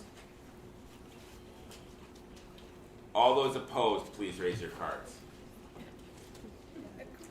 The package is adopted. Moving on to item 10, report of the general manager. I will pass the mic over to your general manager. All right. All right, put your hands together, everybody. Ooh. All right, great guys there. All right, good afternoon, every one of you sitting here and those joining online. Welcome to our annual general meeting. I'm pleased to see you here today and to be involved in the governance of our student union. We exist because of you. Over the past 4 years, the SU has made significant changes to our operation. And as you see demonstrated today, we are continuing to change for the better. The campus has grown significantly from about 8,000 students to almost 12,000 students over the last 4 years. To meet the increase and the growing demand of the services we provide, the SUO has made investments in addressing the service gap by employing 4 new positions, which are Communications and Marketing Manager, Food Security and Nutrition Manager, Executive Coordinator, and a Governance Coordinator.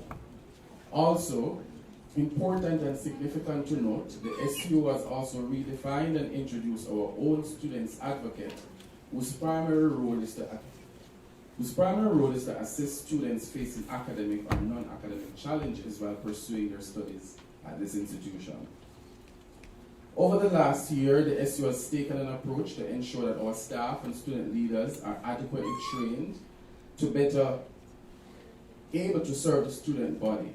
We will continue to facilitate yearly training and development of our team. In a deliberate effort to transform the SU's image and culture, your student leaders under sound advice developed and presented to membership at last year's AGM a clear mission statement, brand new value statement, where we seek to be dynamic, inclusive, protected, and have campus life at the center. Also, we developed brand new principles, which are community, integrity, respect, transparency, and accountability. These principles makes up the fiber of the student union and act as a guide in how we conduct ourselves and the student union business. Another major highlight of the progress made last term is an introduction to a formal welcome and acknowledgement of your elected student leaders, the SUO inauguration. This is the first of its kind in the history of the SUO, and the main purpose of it is to formally and professionally welcome elected student leaders in their roles. Under this current leadership, the SUO continues to evolve and grow into a stronger and better organization that seeks to ensure all students are represented. And that's my short presentation to you today. We're not going to take questions next. We have a question period at the end, and I think it might be easier just to do questions all at. I want to say we have a lot of reports to get through before the end of the meeting. So we'll move on now to the report of the executive committee. Hello, I am here to report on the executive committee business that happened in the 2021-2022 year. As you may know, this is our last year was our first year back in a hybrid format from the pandemic. The first year we were allowed to invite students to in-person events, and the first year that actually saw us start to grow again as a campus, and it's in growing our culture and our diverse ways here at UBCO. So the executive team last year, I was a part of the campus, I was in the campus life, VP Campus Life on the executive team last year. And we had a ton of goals, and that was kind of our bounce back to what we wanted students to experience coming back to campus for the first time in 2 years. We felt it necessary to kind of prioritize the goals that I will listen at right now. So last year, a means of understanding was signed by the president and one of our director at larges in a partnership with Campus Health and Wellness to introduce actually Canada's first student food hub. What this aim of this food hub was trying to do was kind of diminish the stigma and provide learning opportunities around food insecurity, and provide an outlet for students to come and educate themselves about food and how to budget properly and how it works with each individual's unique university lifestyle. So as you may know, in the UNC building, if you go to the old picnic space, the space has been completely transformed into the food hub, set to open very, very soon. We're just getting our final orders in for all of our gear and equipment, but basically, by 2023, when you come back from exams or from holiday break, you'll be introduced to this brand new food hub that will be right where the picnic space used to be. You're free to come into this space, educate yourself, attend workshops, and meet with community members to enhance your education on food-related matters. So I had that on my first list. As you may know, we are still suffering some of the drawbacks from the pandemic. And last year we committed to providing an emergency food and housing fund in collaboration with UBC, who was able to match our donations. To date, we have provided $63,445 towards emergency relief, with an additional $70,000 in reserves for next winter as well. So if you or anyone you know is in need of emergency relief, you were able to apply for this online via EDC's website. We still also, I will add to that point that we have an additional $117,000 left in this 2022 winter semester available to provide for our students. So please take advantage of this relief if you need it. At the end of last year, the Students' Union has contributed $100,000 to a campus service award. This service award is open to students, up to 50 students, up to $2,000 per application, stating your involvement on campus and what you do to advance student life here. So if you think that you're an involved member of our community and you think that you contribute well to the advancements of student lifestyle as a whole, you are more than welcome to apply for this award as well on the UBC website. We've extended our SUA pantry, as you know, in collaboration with the Food Hub as well, to start taking in donations for clothing. So as you may have seen around campus, we have launched our 2022 winter clothing drive, where we are starting to facilitate the collection of clothing and disbursement of clothing as needed for students who need to stay warm this winter and maybe can't afford to go and shop for new clothes. We are continuously lobbying to the university without question. That is the portfolio of my role. I continuously meet with the university in regards to what the executive and what the board has deemed necessary to discuss. Matters relating to tuition do not directly fall under the Students' Union of Okanagan. We actually have to pass that along to the Board of Governors, who actually votes on whether or not tuition is to be increased. So every year, you may see that students campaign to lower tuition. These promises can only be completed if taken to the next level of the Board of Governors. So keep an eye out when you are voting for candidates in elections, that they know what you know what you're voting for. We have asked professors at this institution to allow the use of open education resources. What this means is not paying for programs that you would use in your classrooms, not paying up to $150, up to $300 for textbooks. We encourage professors to use open education resources. Maybe some of you have seen your professors use these resources, which is always a benefit. But last year we actually set aside some funding for professors to access these these funds so that they can provide open education resources to the classrooms. And lastly, this was our former president, Tashia Putuneo's, one of her objectives was to establish Indigenous knowledges in open education to the academic journal, so that Indigenous education isn't something that students can access. Students are encouraged to openly educate themselves on Indigenous knowledge, and the barrier was reduced for students to access this knowledge in the university academic journal from 2022 to 2023. Yeah, that sums up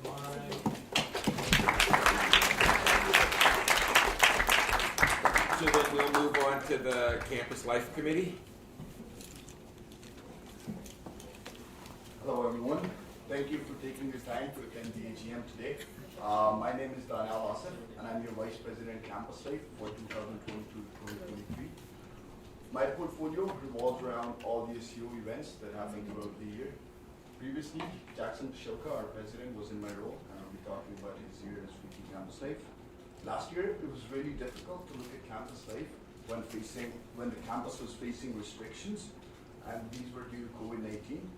Some of the events we were able to hold in the first semester were the events that we had previously introduced to counter the party life culture at TVC Okanagan. Because of the restrictions, we had to look at these smaller scale events, and we did do these smaller events such as trivias, bingos, wine and paint nights, etc. A lot of diverse clubs also returned to the wall to do their events, cultural events such as Diwali. All these events were done at the wall. When the restrictions eased off, however, our Vice President Campus Life was able to bring back dancing and in-person events. He was able to do the end of school carnival, the beer garden, and one of the biggest achievements that I believe he was able to pull off was bringing back Harmony. Harmony was a multicultural event in which different clubs come and display their culture for the whole student body. And I believe that this was a big achievement of the VP Campus Life, who was able to bring it back after 3 years. And this is a tradition that I intend to continue. He was also able to mobilize a high quality team of volunteers. These volunteers help out throughout the year and in all the SEO events and campaigns. And I would like to thank all the volunteers here tonight as well who are helping with the AGM. Yes, and those were some of the achievements of our Vice President Campus Life Jackson. Thank you everyone for your time.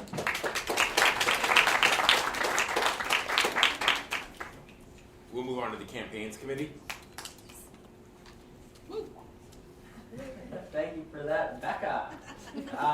So my name is Kate Desjardins. I'm the VP External here at the SEO this year. Last year I was a Director at Large. Now I'm here in this role. I'll be speaking a little bit about my predecessors' kind of accomplishments and focuses last year. I was excited to talk about the stuff I'm working on this year, but feel free to come to my office hours to ask me about that. Those are always open. So firstly, a big transition for the university as well as the SUO is the establishment of a student affordability task force. Ahmed worked tirelessly on this committee to ensure that the recommendations for an example would be a multi-year tuition framework, so that when new students come to sign up and enroll in university, you know what your tuition will cost year after year for your degree. Other examples include increased funding for food insecurity, as well as ensuring equitable funding for graduate students based on either campus. Overall, the task force created 10 recommendations, and it is this task force job to ensure that those recommendations are put into play in the university in the years to come. The student union and representatives from both campuses actually sit on this task force, and we're here to keep the university administration accountable. Next up was the Here For You mental health campaign. This was Ahmed's local campaign that he put on. He was aiming at creating an exhaustive list of local counselors and therapists, along with their specialties. He worked with health and wellness to do this. And that was really his focus in the second semester, because of course in-person campaigning was kind of squashed by COVID. that leads me into, he tried to establish some more on-campus tabling and handing out of promotional items and materials to students, which was important coming back from COVID, just to show that there is some campus life there still. And lastly, as a major part of his role last year was working on the Open Education Resource Working Group.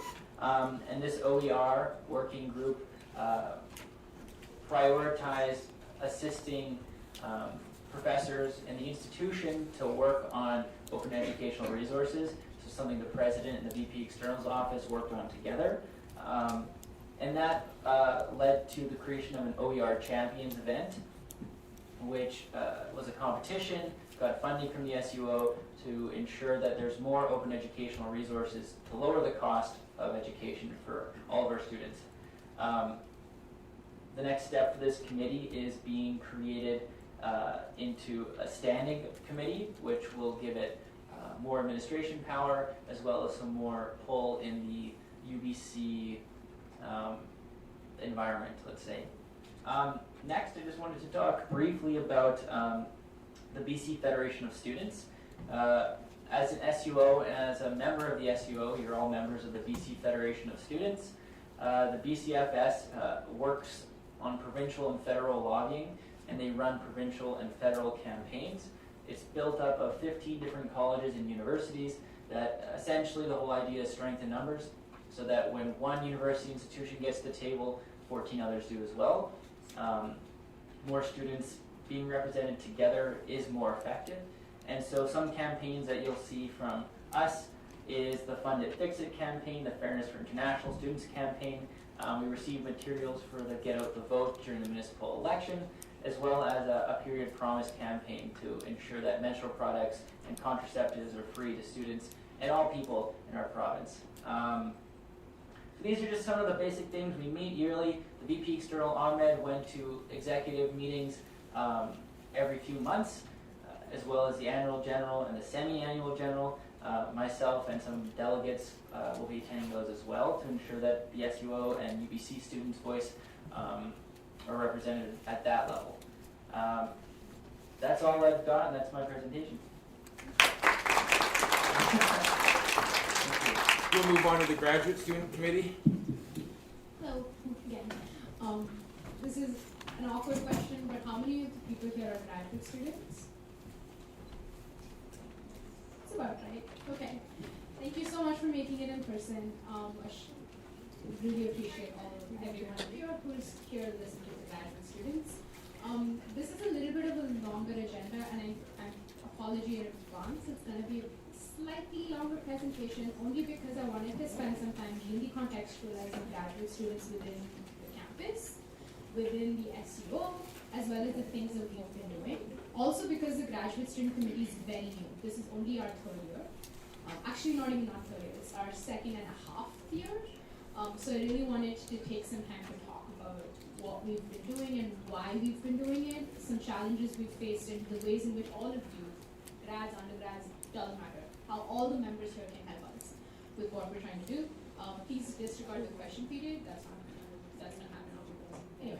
So we were established in 2020, the second half of 2020, to amplify the voices of graduate students, because the only graduate student typically on the board of directors was the College of Graduate Studies representative, and she was finding it hard to get a sense of graduate student affairs all over the campus.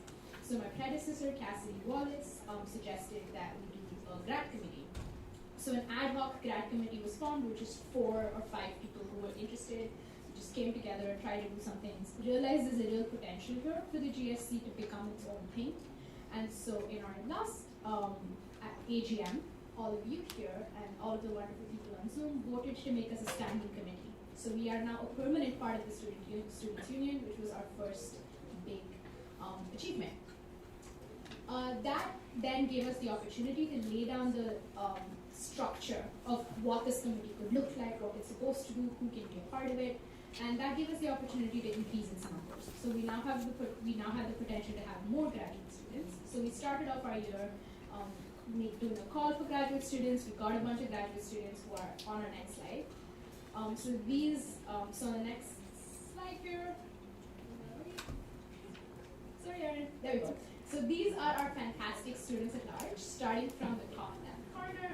We have Morgan, Emily, Dina, Mibir, Fatima, and Elizabeth and Vikas. Half of them are here today, half of them are on Zoom. And these are an incredible group of students who are at all stages of their graduate program. So their master's, PhD, different years, from different faculties, different lived experiences with queer students, parents, international students, domestic students, all kinds of representation on this group. And we still have 2 open spots that we're going to be putting our call out for to get some more representation. So we really have a very diverse group of people here. A little bit about graduate students in the Students' Union. As of 2021-2022, we had a total of 1,183 graduate students. 713 of them are domestic, and the rest are international. And a total of 61 self-identified indigenous groups. The long story of indigenous students, sorry. So the long story short, we have over 1,000 students at UBCO, and they are not just students. If there's one thing I can hope that you take away from today about graduate students is that we are everywhere. So we are students, we are graduate academic assistants who plan, design curriculums that become the courses that you study. We are the teaching assistants who take classes when the instructors are busy. We're the ones who grade your exams. We do the office hours to answer questions you might have. We are lab assistants who run workshops, teaching you how to work in like science labs and whatnot. We are mentors as researchers. We are mentors as students. We are also employees. We work on campus businesses. We work in the library as academic advisors. We work as research assistants. We also work as service providers. So on campus, the psychology walk-in clinic, I work there. And if you go to the DRC for a learning disability assessment, you'll find a graduate student doing an assessment. We are everywhere. And that means that we have a lot of multiple roles that oscillate depending on context. So I'm a student right now here with you, and tomorrow I will go into a classroom and I become the person marking your exams. I'm a student today, but I'm also a professor in the summer, right? So there's a lot of mixed roles that we hold, and there's also that, which means that there's a lot of different ways in which we get left out, which is kind of where we're coming to in the next slide. So when it comes to looking at graduate student funding, because I said we hold a bunch of these roles, we all get incomes, right? So this is numbers from COGS. Big disclaimer in big bold letters. These are unpublished numbers that are still being calculated, but these are rough numbers that I got directly from COGS. Yeah. So as graduate research assistant, teaching assistants, academic assistants, work study, all of those things, totally we get an income of about $14.6 million from the university. But it's important to remember that all those numbers there, those 610, 605, they're not unique students. So one student can simultaneously be a TA, RA, and a GAA. So there are a number of students who may not be counted here at all, for whatever reason, right? In terms of internal and external funding, we receive internal funding of about $6.2 million. So that's things like stipends and scholarships and everything the university offers. But we have about $1.7 million that are external funding, and these are grants that we apply for. So they're not just free money that's thrown at us by external organizations. It's research proposals, research presentations, patent work that engineering students do. It's things that we do that earns us money that benefits the university. So it's not just our research. The university sort of benefits off the reputation of the $1.7 million that we're getting. Despite this really nice looking left-hand side of the slide, which has a whole bunch of million numbers on it, the right-hand side is a little bit more sadder to look at, because as you can see, there's over 327 PhD and 239 master's students who get lesser than $18,000 a year to live. And like I said, we're not just students, we're like parents and usually older and are here self-funding our education. So there's a whole bunch of other reasons why this is no money at all. We have, and so you can see the range here of the number of students and the number of income or money that they have the ability to live off of, and we know that this isn't a sustainable number. We know Kelowna is expensive. We know that this isn't any money at all. That being said, what we do know about funding is that there is no real-time tracking of funding that the university has. So at any given point of time, UBCO cannot tell us how many grad students get how much money. They don't have that information. The reason they don't have it is because individual programs have the responsibility to track and ensure funding requirements are met. And they can request the information from faculties and programs, but programs can refuse. Or they can just not give that information through. So there's nothing mandating faculty and programs to provide real-time funding. And so ultimately what I heard from COGS, which is the College of Graduate Studies, is that students are the best source of information regarding funding. Now this is sucky for many reasons. Reason one, it's hard to do the math. It's hard to keep track of all the different things. But the second reason is that graduate students cannot lobby or speak to faculty about funding because, like I said, we're students and our entire livelihood in this university depends on our supervisor. So if our supervisor turns around tomorrow and gives us a bad annual review, or if students give us a bad TA evaluation, if we get bad session lecture evaluation, all of those have direct impacts on our funding. And that really affects the capacity of graduate students to speak directly to their faculty about funding. Speaking to COGS directly is also really stressful because if you have a problem with your professor in a class, you don't think that talking to the dean of your faculty is like the next option, right? It seems like a way big escalation for like one problem you have with a prof, but that is the expectation graduate students have. So if I have an issue today, my supervisor is the first point of contact, the dean of my faculty is the next point of contact, and the dean of COGS is my third point of contact. So it's like a really sharp escalation that means graduate students not go there. And so what do? They come to the students' union. What do we do as the students' union? As of last year, we collected, so that's on the top there is the amount of money that you guys pay as student union dues.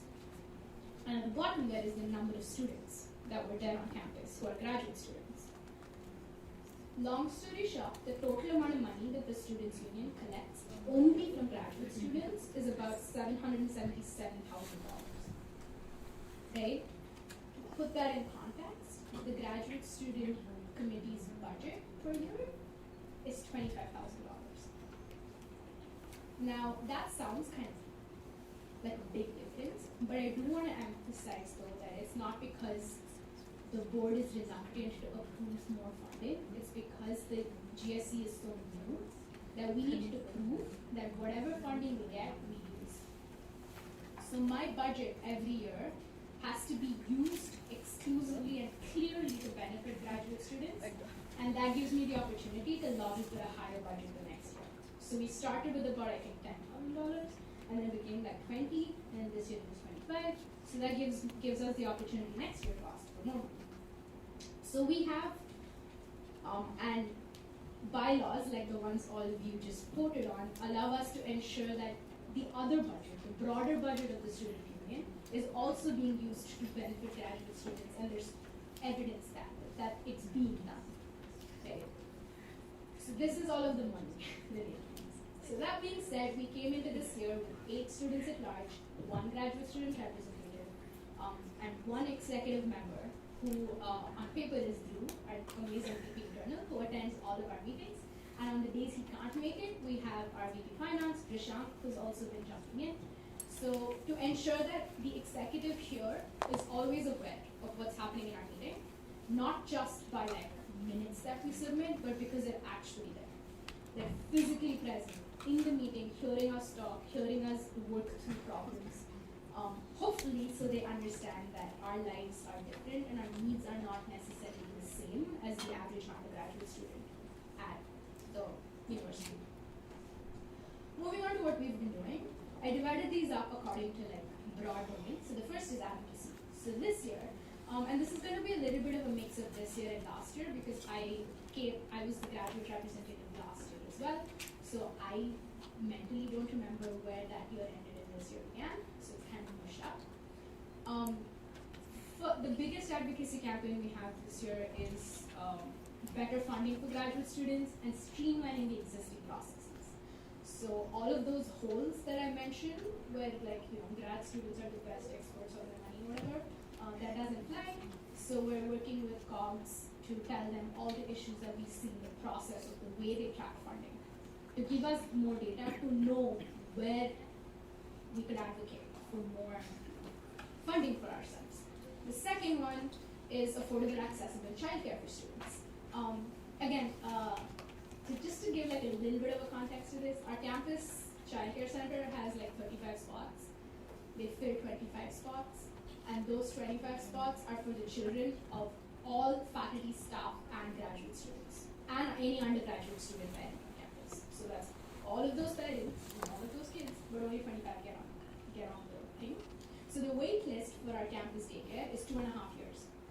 Meaning, theoretically, if you were pregnant today, your child, by the time it's born, would be too old to join the daycare. I'm not going to go beyond that. Anyway, so we're working with our different members to, one of our students at large, Dina, is Megan, who's super passionate about this and making it her point of contact to talk to everyone on campus to figure this out. Anyway, the next thing is affordable, available housing. Housing is a problem for everyone. Housing for graduate students is also a slightly icky issue because oftentimes graduate students have families, and they have dependents, children, parents, immunocompromised parents that they may be taking care of. So there's a little bit different needs in terms of the kinds of housing that may work for graduate students. Amplifying TA and RA rights. So this is something that I could speak for like 3 hours, but I will not. The problem is that we as student teaching assistants and research assistants, and any undergrads here who are TAs or RAs will also know this, it's really hard to know what our rights are, what our income is, what we can do if we're being exploited, how do we know we're being exploited, and what are the punishments for the people who are exploiting us. So we're trying to figure that out. Anyway, the next is food services, and this is a broad advocacy goal of the entire union. I just put it on here because it's also something we did. Tabling events. So we've been tabling a lot just to make people aware that we exist. We're here, and we're here to listen to you. This includes being there on Orientation Day, on Expo, and we've also been holding weekly office hours in the Grad Collegium, so any graduate student wants to come by and just talk to us about anything. Social events. Oh, so those are some pictures of everyone. Anyway, social events. We've been trying to do more social events since we've come back on campus, and social events targeting different kinds of groups of people, like parents versus non-parents versus queer students versus international students, whatever it may be. Also at different levels of sociability for folks who may not want to do big events, and for folks who may want smaller intimate spaces. So we've had the graduate barbecue, we had a trivia night, a queer art mixer, a grad cruise that our facilitators organized that we helped fund, as well as many weekend nights. So they're both paid and not paid events. Ultimately, who do we work with? So the GSC as a unit works with the student, yes, you work with directors, all of these amazing people, staff within the union. So we have our wonderful governance coordinator who's been helping us a lot. We've got amazing communications manager who independently manages an Instagram page for the GSC.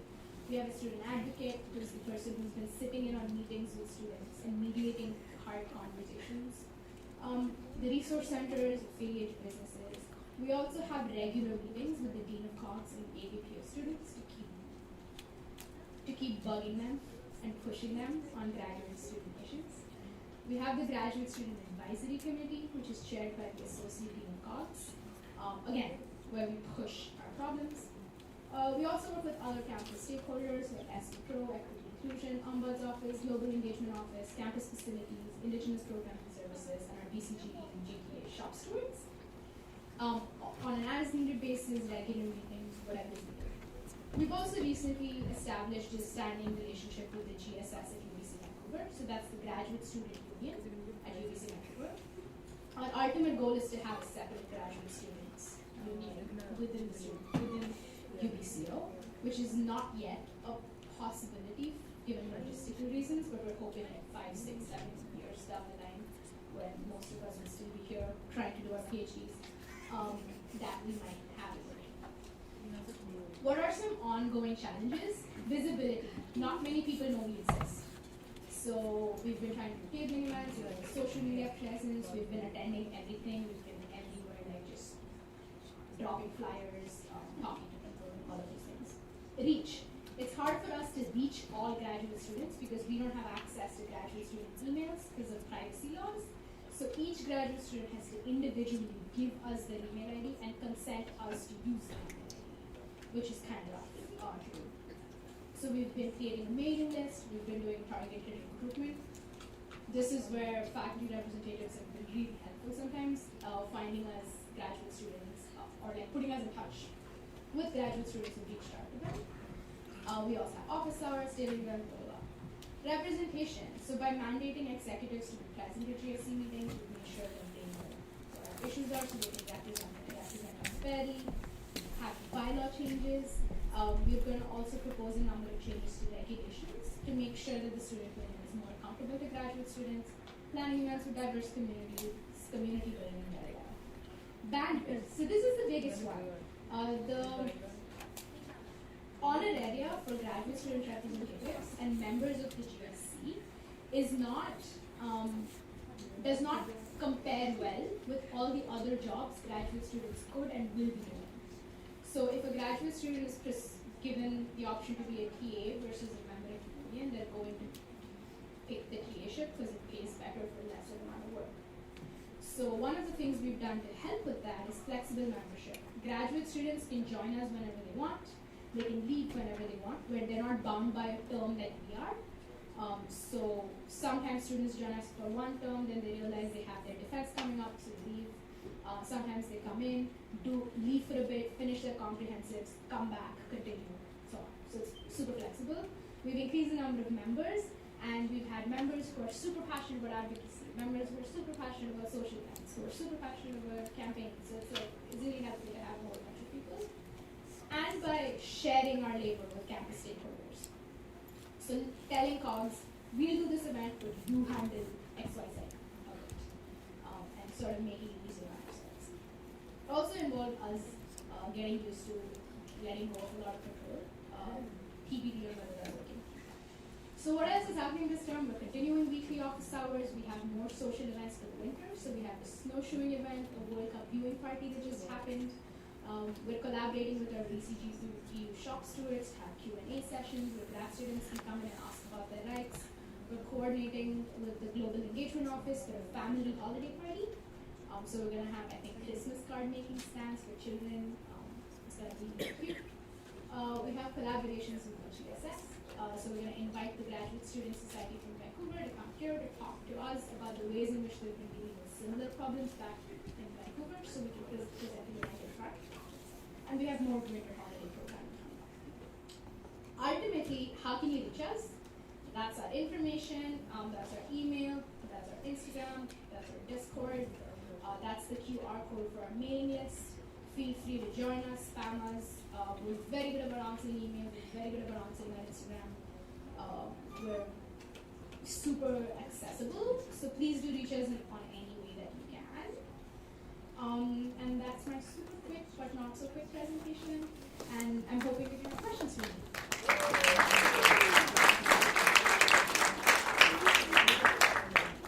Thank you. We're going to move on to the Oversight Committee now, and we'll save questions for the end here during question period.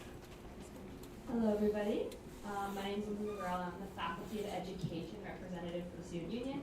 It's the smallest faculty. We meet in the sunroom, sunshine. You've probably seen us. I've recently been appointed as chair of the Oversight Committee. I want to thank everyone for taking the time to be here, and in respect for all, my presentation will be very short, concise, and to the point.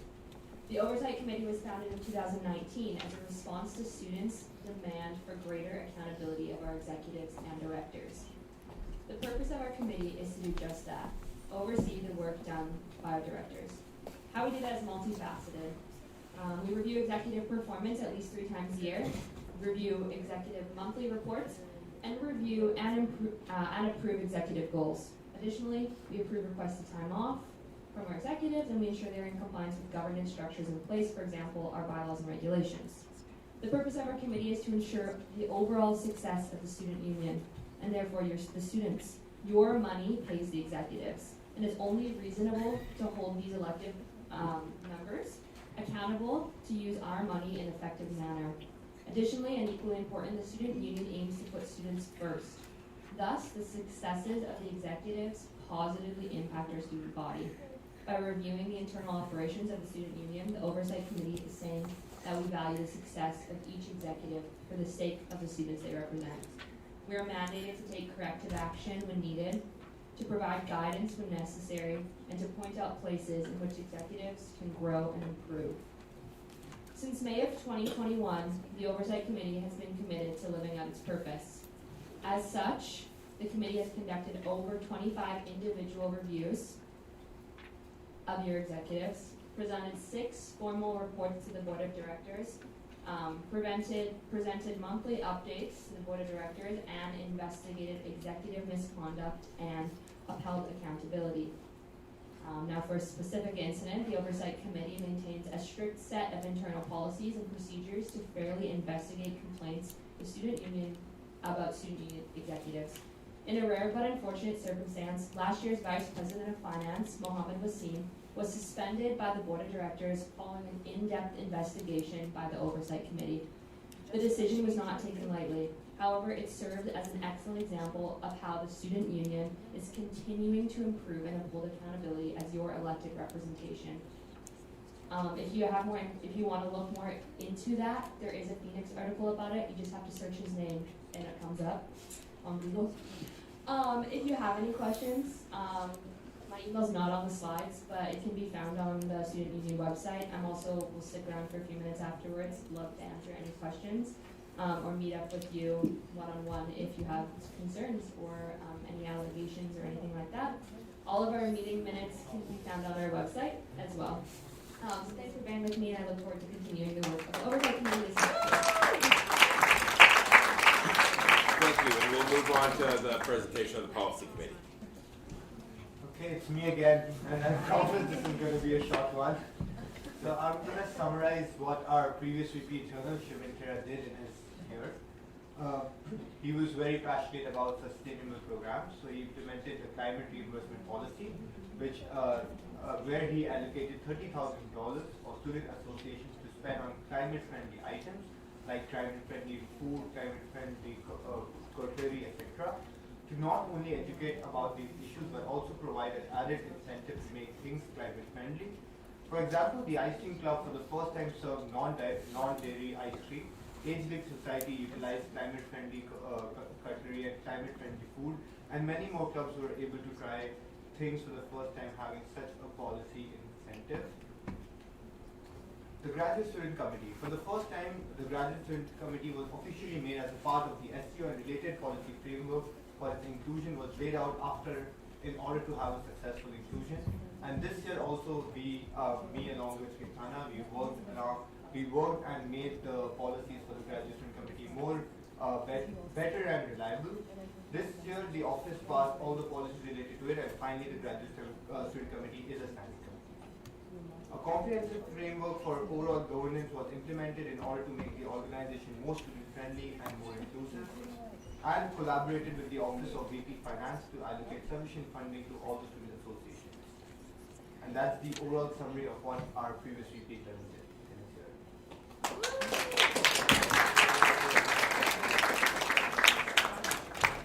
year. We'll move on to question period. We do have a question over Zoom, but I need some clarification first, so we'll take it in person. Number 72. Okay. So previously, I believe it was recommended that international students kind of make an in-person, one-on-one actually meeting regarding like the issues that and challenges that they're facing currently.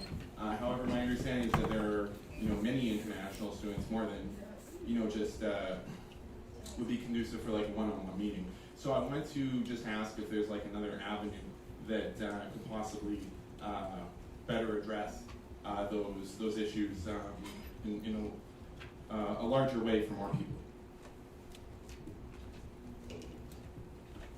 Hold on, you might want to give him the microphone back in a second. I think you'd have to be a little more specific as to what issue a particular student be facing. I mean, firstly, the first thing I'll say is we now have a student advocate, and she has meetings regularly with students, and she's more than happy to work with international students, especially with Global Engagement Office and the other offices at UBC.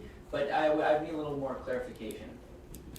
Right. So my question was stemming from the other response over Zoom there.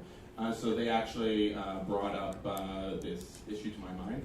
They cited about like 3 different problems in particular. They spoke about transportation, food insecurity, and then I believe there were 2 others. I'm not really the best person at all to speak to any of those. I don't really know very much about those things.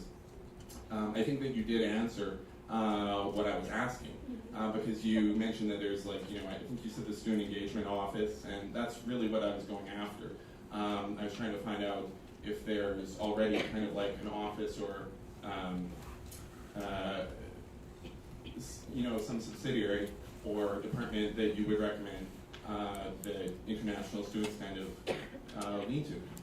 Yeah, I would add that if a student, let's say an international student, was lost as to what department they could go to UBC-wise, our emails are always open, all execs, as well as our student advocate, and we're more than happy to answer emails and point you in the right direction. If it's something that pertains directly to our services we provide, like the UPass, health and dental, or really our advocacy campaigns regarding transit or food insecurity, that's information that we can provide completely and upfront. And if we don't have the information, we'll send you in the right direction. The UNC houses all of these UBC departments. So if you walk up the 2nd floor, at one point you'll run into the right building or the right office. Other questions? Why does every student have to pay for the UPass, even if they don't take transit? I'll answer that question. There is an agreement that was laid out between BC Transit, university, the Students' Union, as well as the government of British Columbia. And in that agreement, so it's a contract, there's outlined very specific rules as to how students can opt out of the UPass. I personally also don't take the bus and need to drive to school, but with that in mind, the whole concept of the UPass is so that students, it's cheaper for everyone if everyone buys in. It's like collective health care. It's cheaper for everyone if we all bought into a larger plan, and so it's kind of a strength in numbers, collective agreement, so that we can provide this service to students. Overall, I think public transit is a good thing for students to have in their pocket, and we've seen that roughly just under 350 students have opted out of this pass, so we know that it gets used. Looking as to students that are in that gray area, that's something I've been interested in as well. So we can look at that, but as far as goes, me opening up the UPass agreement would do more harm than good. So that's where we're kind of stuck right now. So adding on to like what he said, obviously as international students we agree that we pay a big bag to like come here and like from overseas and come here to like study. So I just feel like there are places where my money is being like just taken away. For example, the gym, right? And I feel like if I'm paying like fee, like for example, for this semester, I paid like 17 grand. I feel like that should cover about like everything that needs to be covered for the semester. And adding on to food and like housing, I would say that like Jackson mentioned that there was a food hub. So like for me, I haven't really heard about that until like now. I feel like there is a layer of like low like visibility, and I feel like if like you're promoting like food hub and like cheaper housing, it needs to be like done like ASAP and like now. So like how do you guys think you're gonna like combat that and like make like living in Kelowna like a better experience for all the international students? That's a big question, sorry. I think you're 100% right. Having the service there is only half the work, but making sure students know about it is the other half as well. The food hub is a pilot project that we're still kind of trying to pull all the pieces together for. That's why it hasn't been introduced to the student body yet. We're still fleshing out what we want it to be, really at its core. Like, why do we want students to come and access the service, and why do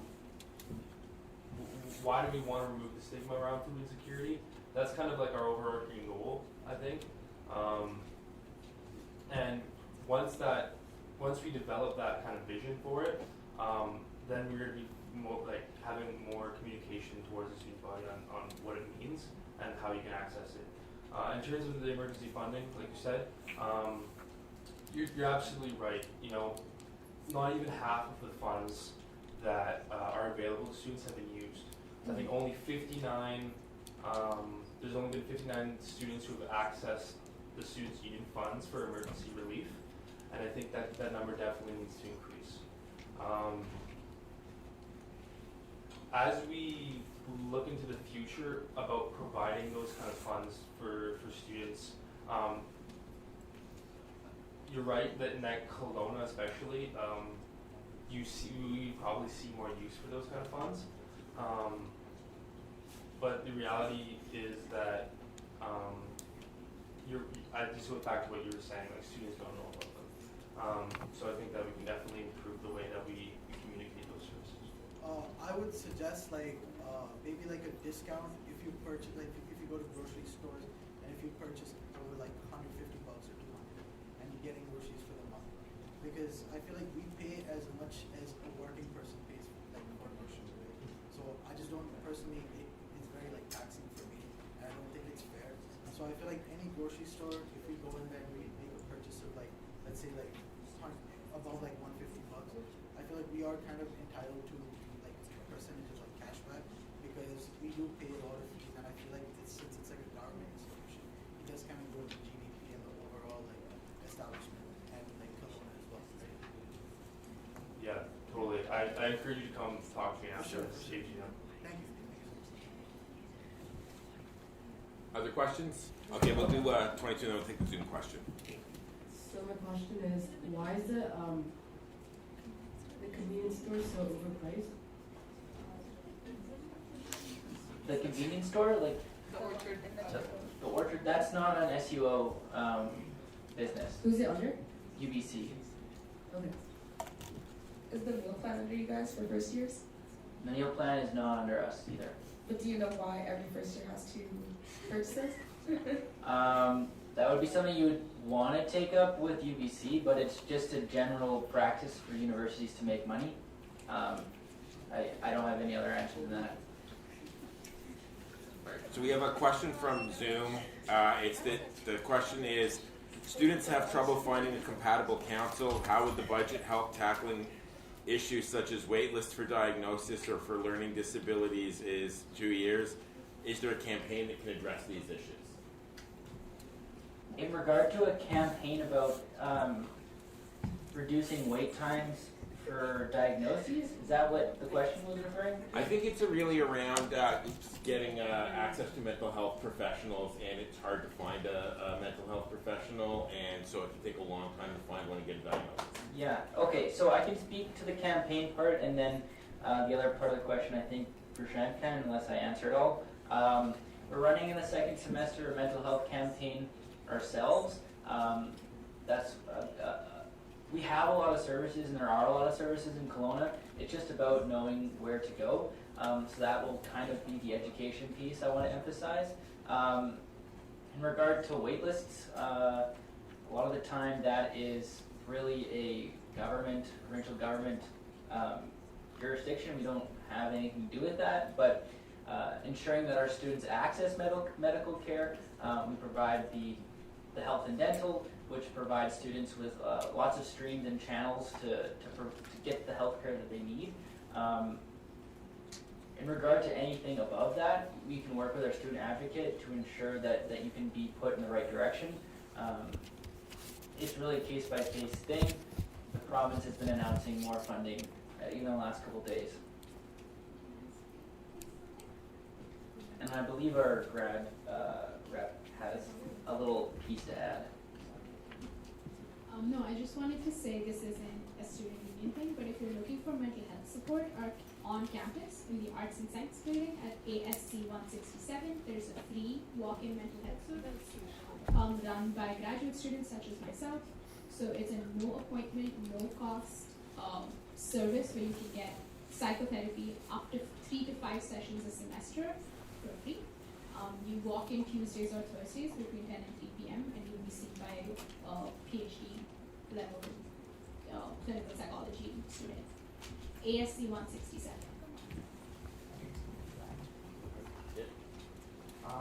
In terms of the budgetary focus of the board, the mental health initiatives are funded. The budget for mental health campaigns is set at about 22,500 as compared to 8,000 last year. So that shows that the SUS board priorities are very high in terms of supporting the mental health of the students. At the end there, yeah. Yeah, I'm actually just looking to move a motion to adjourn this meeting. Okay, there's a motion to adjourn the meeting, which means to end the meeting. Is there a seconder for that motion? It's seconded by number 8. Is there any discussion on ending the meeting? I can't see your number, but I don't know where my number is. it's in your hand. No, this is hers. Oh, okay. It's okay, it's okay. We're gonna go with it.